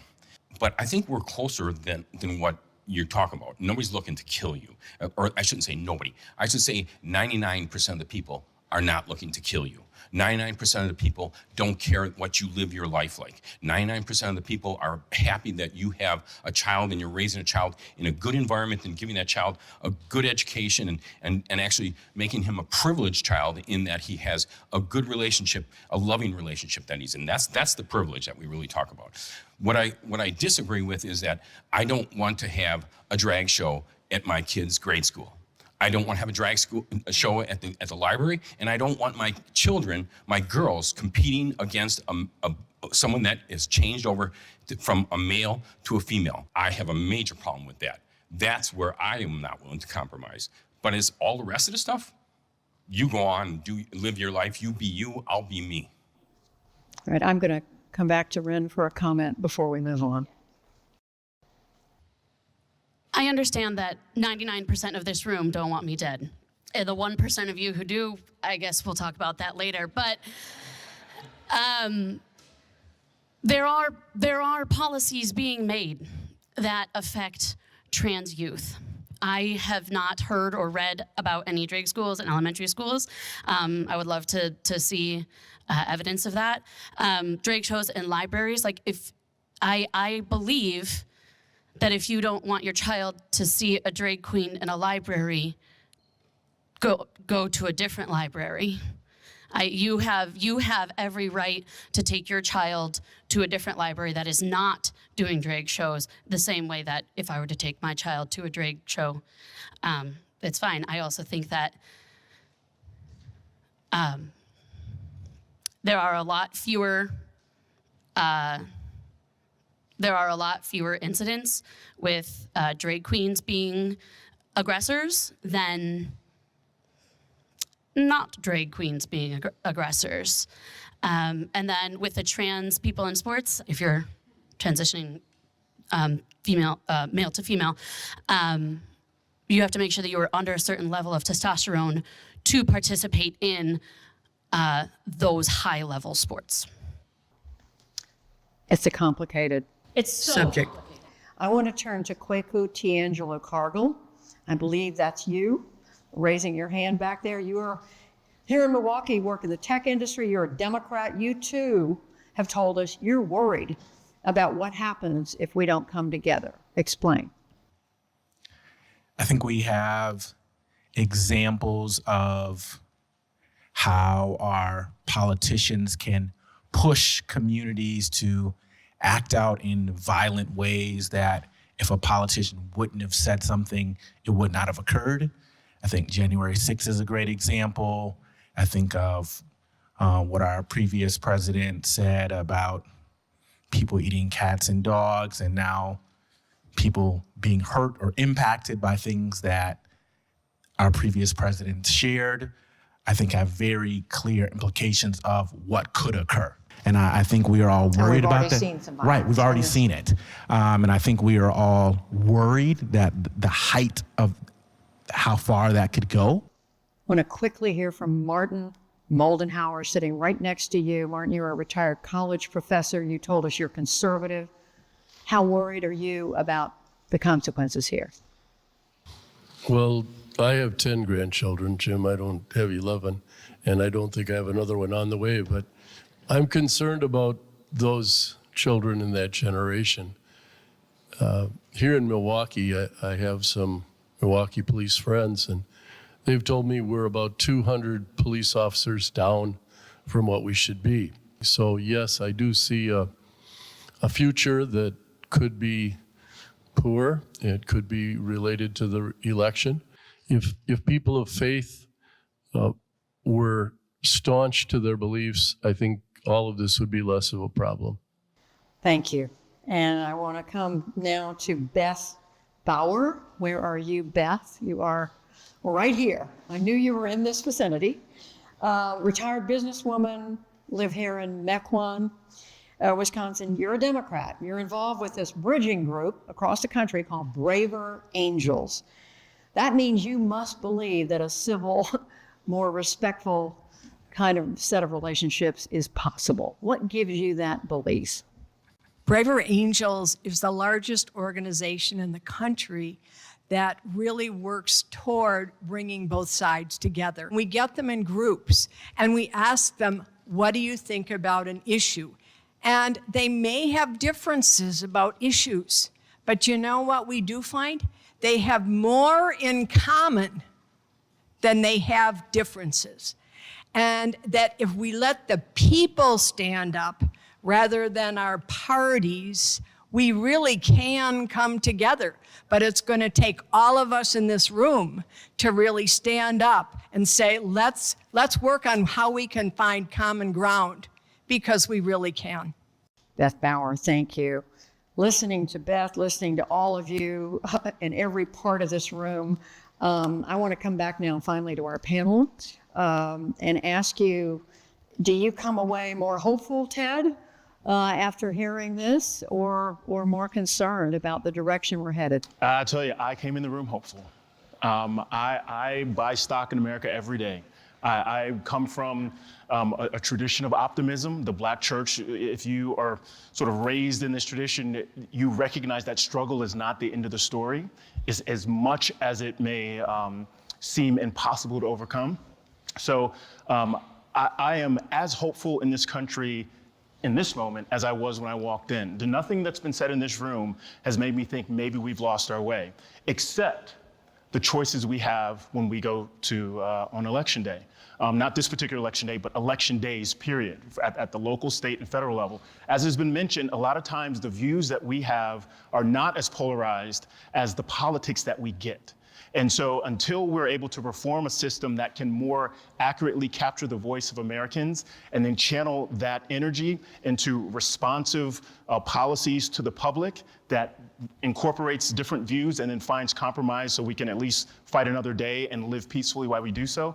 Until that happens, we're going to continue having these kinds of conversations because the end result of our participation in our democracy has not resulted in the kind of country that we want. But I am not down on America. I'm not low on it because of the very sentiments we've heard in the room.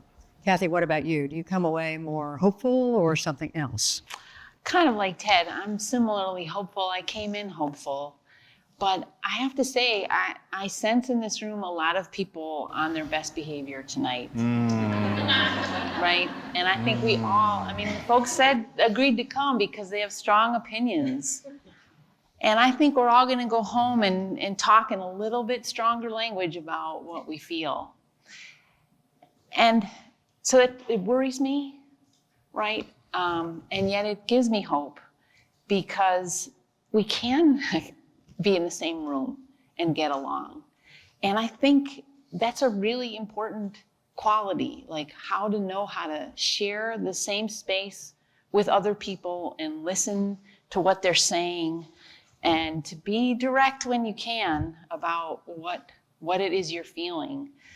And we need it in our political realm. We need it in our leaders, as many of you have said, that we can do it. Right? We have to demand it from the people we're putting into office. Charlie Sykes, what about you? More hopeful or? I am not an optimist, but I am hopeful. And optimism and hope are not the same thing, which we don't have time to get into. It really does strike me, and I agree with Kathy. This has been an interesting dialogue. I'm not sure that it's real life, in the sense that people are willing to engage in this particular format. But the thing that is absent, I think, in so much of our political dialogue, and I was struck by a comment that one of the panelists earlier, that if you have an assumption of goodwill, you can disagree about just about anything. So I think this is the key thing and what we lack in our politics. And one of the panelists also made just an excellent point about the way our political system is structured with the hyper-partisan gerrymandering. The reality is that in our political system, we don't have to have these cross-ideological conversations. Liberals do not have to talk to conservatives. Conservatives do not have to talk to liberals. You don't have that. So what happens is that you have these perpetual outrage machines, and those are the only things that drive the debate. So again, I'm not optimistic because I think we're going through some very, very difficult times, but we've been through way more difficult times. People remember this is a country that actually did have a civil war, but it also had a president who appealed to the better angels of our nature. We can be torn apart, but if we appeal to the better angels of our nature, we can heal. But if we have a president or political leaders who tell us that we need to fight with one another, that we need to eliminate one another, then that's going to be very difficult. Thank you so much, all three of you. Thank you.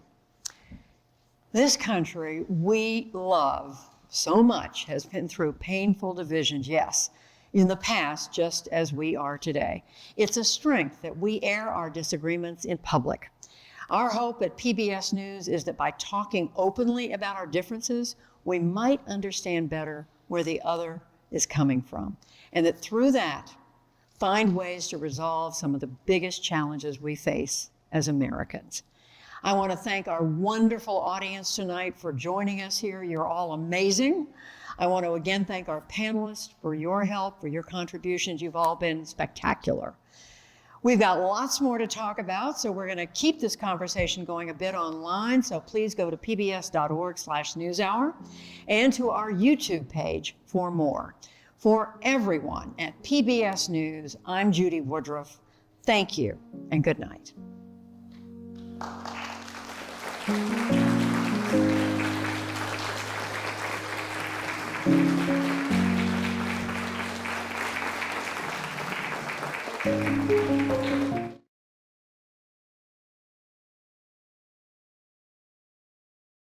Right now, I want to give any of you who have, if you've got a question or a comment or a thought coming out of this conversation, Raise your hand and I'll try to come to you. Okay. I'm Jasleen Kaur. Yeah. I'm a student at Marquette, so just like 9 minutes up. I feel like nowadays when we talk about race in a conversation, it becomes something that is kind of weaponized, as we've talked about before, and it's very easy for people to attack one another for their own personal experiences.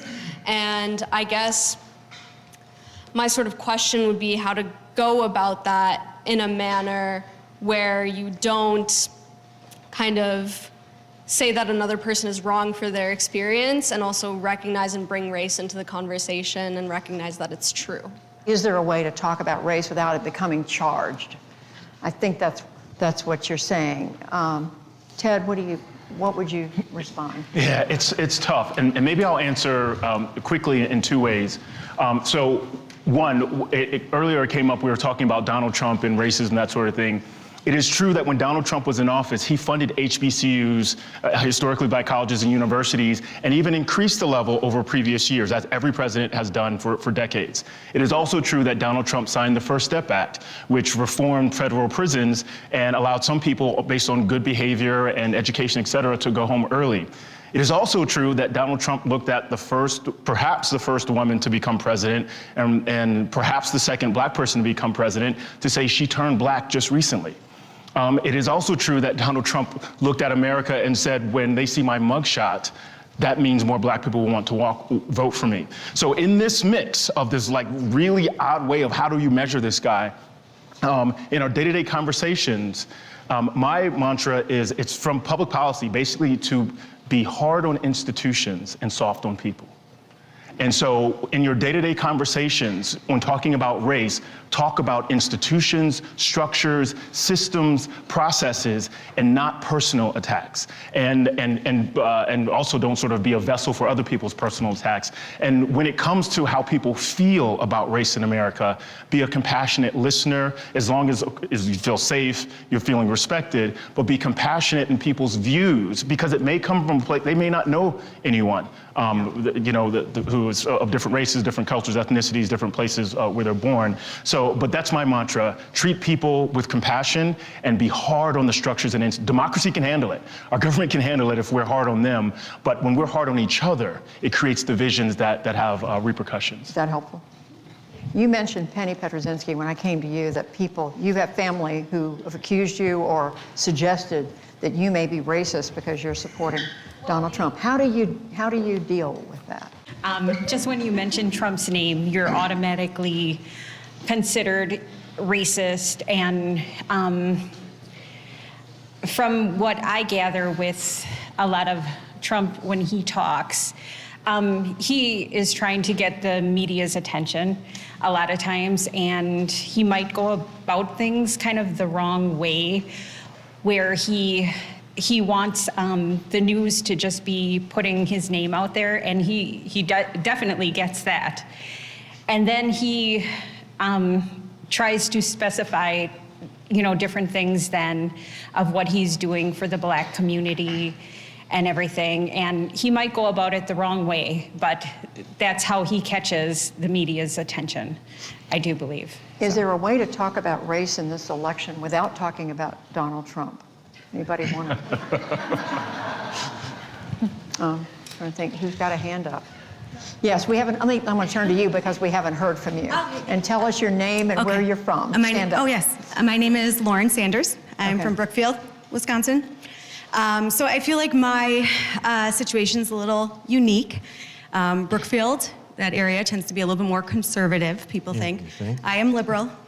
Very liberal, I consider myself, and I am one of those that raised my hand when you said, would you stand your ground in principle? I am married to a Black man. We have 3 mixed race children in Brookfield, which is about less than 2%. So it's a unique perspective that I get there, and I will say I understand where you're coming from in a sense, because I kind of go by that whole philosophy of you never know how ugly the world is or how ugly the world can be until you're raising children. And my son, my oldest, who's 7, He was a little bit under, I think he was about 9 months when George Floyd happened, and I looked at things a lot differently. And I looked at people different. And I understand that some people say, you know, that the Republican Party isn't always racist. But there's been endorsements by the Grand Wizard of the KKK. How can I raise my children to look at this person as a leader? You know, I can't do that, and I want to do that. I want my children to aspire to be the President of the United States, right? We are potentially electing the first minority woman as a president, and I want my children to see that that's a possibility. But on the other side, they see racism spewed. I'm white, right? I want my children to be able to identify and be proud of who they are all around. And the whole colorblind philosophy that people like to spew in terms of that makes them good because everybody's the same. I don't want that because it's not a reality. It's not a reality. And also I don't want that colorblind mentality. That is something that is that's years back mentality. You know, I want my children to feel proud of their color because their color is who they are, it's their culture, it's their background, it's their ancestry, and it's important to me, you know? And so when I think about a party and people who are voting for somebody who has made very racist remarks, that's number one to me because it's my children and it's their safety, it's their mentality, it's me standing up against something that I believe is wrong. A way to speak about people. So. Thank you. Okay, a number of people had hands up around here. We're going to try to move around and recognize some folks who haven't had a chance to bring up a concern that you have. Yes. Hi, Tell us your name and where you're from. Barat Omari. I live in Bayside. I teach English to speakers of other languages at MATC. As someone who teaches immigrants and refugees locally, we have students and community members that come from all over the world, and they are here because they've run away from a really bad situation. They're being persecuted because of the color of their skin or their religion. And so, interestingly enough, often when they come to us as faculty, they always say, America's really scary. I didn't want to come here. I was afraid for the students who are Muslims. They always say, I was afraid to have my sister come here because she wears a hijab, but then I see you as an instructor and it's safe. Some students will say, teacher, I live in the Bang Bang, so I can't take the bus. So what we generally like to do is really focus on the community. Specifically, when we start with MATC, we talk about our Student Resource Center that is fully equipped with partnership with the Hunger Task Force, with the Diaper Mission. We walk them over there. They can get help with their groceries, that someone will come to their home and help them apply for food share. They can get diapers. So they see in one set, okay, here are these faculty, people who are being really nice to me, but also these systems that are in place that are helping me. And then from there, we also help collaborate with other organizations. So we take them on field trips to the museum, to the Milwaukee Public Museum. And these are a combination of private and government funded Mm-hmm. programs. We take them to the public library. Someone comes in they make library cards for us in class. We walk them over to the public library right down the street. We go to the Milwaukee Public Museum on free days. And so we explain to them that a lot of these things are government entities, whether it was Donald Trump or Barack Obama or George Bush. A lot of people helped put systems in place that actually make America the dream. The reason that you came here, it's not the bang bang or the scary place that a lot of them were afraid of. And so that really helps us to talk about, you know, their backgrounds and see that this is a place that actually does care about them, contrary to what they see about themselves on TV. That's a valuable perspective. Thank you. Moving around, I want to hit on any other topic anybody else wants to bring up that we haven't touched on. Please remind us of your name and where you live, where you're from. My name is Rich Eng. I'm from New Berlin, Wisconsin. So my question to the panel on another topic would be, what do you think about what was raised over there about this potential issue of open nonpartisan primaries to be able to address the politics, not the policies, but the politics of our political class and leadership.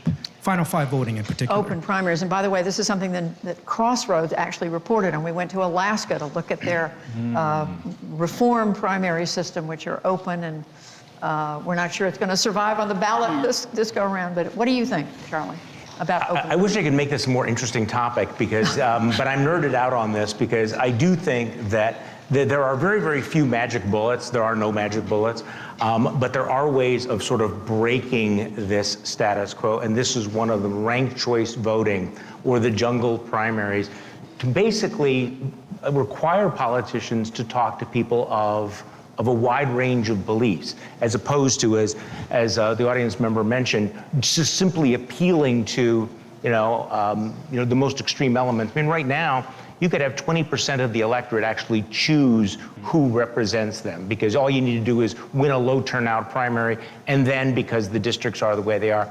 But with ranked choice voting, I think you will change the behavior and the culture of our politics, the behavior of our politicians and the culture of our politics. So it's an excellent idea. Okay. Yes. Hi, my name is Al Hamden. I'm a company executive, and my question is about elections. And where do you live? Franklin, Wisconsin. I'm an immigrant. I came here to Marquette when I was 20 years old. Been here 36 years. My question really is about, what about public financing of elections? I've always thought it was really weird for politicians to always raise money and be beholden really to the special interest. I've always thought that was kind of a conflict of interest to the public. And I don't know how you get your way around it. I know, God bless him, John McCain, wanted to do campaign finance reform. And I think the Supreme Court basically said that, companies are people and they can donate as much as they want. And I just find it hard to believe that somebody that takes money from somebody is gonna be, call it straight, if you will. So what about, giving people a set amount of money from the taxpayers so we can have good people run and they're beholden to the people, not really to the companies or governments. Winding the Supreme Court decision back, in other words. Correct. Undoing the Supreme. Kathy, do you want to weigh in on that? Sure, yeah, it's a great idea. Many other countries do it, right? I think there's a huge uphill battle here to put it into place because politicians want to win, right? And they are really loath to give up the current system. That's what we know. And there's also just a huge industry around campaign consulting. There are many people invested in the amount of money that's in, they make money from the amount of money we pour into campaigns. So there's lots of things we'd have to overcome, but I think it's a great idea. Okay. One different topic we're looking for, I'm trying to recognize. Yes. Tell us your name and where you're from. Hi, I'm Danielle, and I'm from Elm Grove. I grew up in Tosa. I also went to Marquette. We have a lot of Marquette alums around here. And I have 3 young kids. I have a 7-year-old, an almost 5-year-old, and a 2-year-old. And I think one of the things that we haven't really addressed is what will keep our kids safe. We've heard a lot of rhetoric about, I'm afraid of my kids seeing a drag queen, which I have taken my kids to Drag Queen Story Hour. It is like going to any other princess party. Like, there is nothing sexual about a drag event that is geared towards children. If you would take your kids to see Peter Pan the musical on Broadway, Mary Martin played Peter Pan in the 1950s. There is nothing scary about it. What is scary is the idea that I think every single day when I drop my kids at school, will I see them come home, or will someone come into the school and shoot them? And I also think, as my kids get older, will they be made to feel othered because people were afraid of their self-expression, and so then they will harm themselves? My dad died of suicide about 11 years ago. I'm so sorry. Thank you. And he was very easily able to access a gun in this state, despite having a history of mental illness. So when I think of things that are scary, when I put my kids to bed at night, I'm not afraid of a drag queen story hour. I'm afraid of what's actually going to happen to them. I'm afraid of what their planet will look like in the next 20 years because we're not taking care of it. And I think that the rhetoric that we have that makes these things seem scary because they're hot button issues are, and I will say, primarily on the right. I am a liberal person, I am a Democrat, but I do see a lot of different news sources, and I am not seeing the type of fear-mongering in any other news source than particularly right-wing news sources, and it is causing us to not really focus on the issues that are going to keep our kids safe. Could I respond Thank you to for your, and I want to, and I also want to give anybody in the audience who wants to speak in response to that. She was talking about right-wing news sources. Anybody want to speak from a Republican perspective in response to that? My name is Keith Helwig. I got to make an admission up front. I'm a conservative, I'm a police officer, and I understand your concerns about child safety. I think one of the things, though, you're talking about fear-mongering, and this is probably going to cause a little dissension with certain people in the group. One of the biggest fear-mongering tactics right now is Project 2025. How many people here have heard of Project 2025? Everybody here has heard of Project 2025. The Republican Party and Donald Trump in particular have denounced Project 2025. Yet every commercial I see brings up Project 2025. This is what the Republicans are going to do. This is how it's going to be. You won't be able to go to the doctor when you're pregnant because they're going to monitor you. Blunt terms, that's BS. That's not going to happen. If you look at the whole of Project 2025, which is being used to create fear among the Democrats and the liberals, it's never going to happen. You think the Congress is going to go along with that? The Senate, the Republicans, the House? We've got checks and balances to prevent things like that. So I think there's fear-mongering on both sides, but I see it more from the liberal side with Project 2025. Charlie, I'm going to ask you to make a comment at this point before we finish. Well, I wanted to go back to the comments about school safety and Yes. and guns, because this is one of the great dirty little secrets, I think, of American politics, is there is a vast consensus among Americans that we ought to have common sense limitations, that we ought to be much more afraid of our kids being shot, by an AR-15 in school than that they're going to read an inappropriate book. You look at the public opinion polls, and the numbers are through the roof, 80, 90%. People saying, let's have, universal background checks or red flag laws, various other things. And this is one of the areas where I think there is a much bigger common ground than we know, but the extremes drive the debate. I mean, I remember here in Wisconsin when the NRA was pushing for concealed carry without any training or permits. And they were pounding on the Republican legislature that anybody should be able to carry a gun without knowing how to use the gun. And the legislators thought that this was this big movement. And I remember as a talk show host opening up the phone lines to gun owners and said, what do you think about this? And overwhelmingly they said, it's crazy. I believe in gun safety. I want people to respect the Second Amendment. Having a bunch of yahoos go out with these guns. This is the case with the school shootings. What is it going to take to shock this country into saying, we have to agree on this one thing, that if our children are being killed in schools, that we as a society have to come up with a solution to it, as opposed to giving a veto to extreme organizations. And I do think that if you had conservative Republican politicians who stood up and said, you know what, I am for the Second Amendment, which I am for, but we have to change these laws. We have to make that a priority. I think that you would see a vast bipartisan consensus on that. Thank you, thank you, thank you. You've all been absolutely amazing. Thank you for your patience, thank you for your contribution, for your honesty, for your candor, for being willing to share your stories with us, some of them very painful. It means a lot. I mean, it's been a just an unbelievably rich conversation. Thank you, thank you, thank you. Thank you.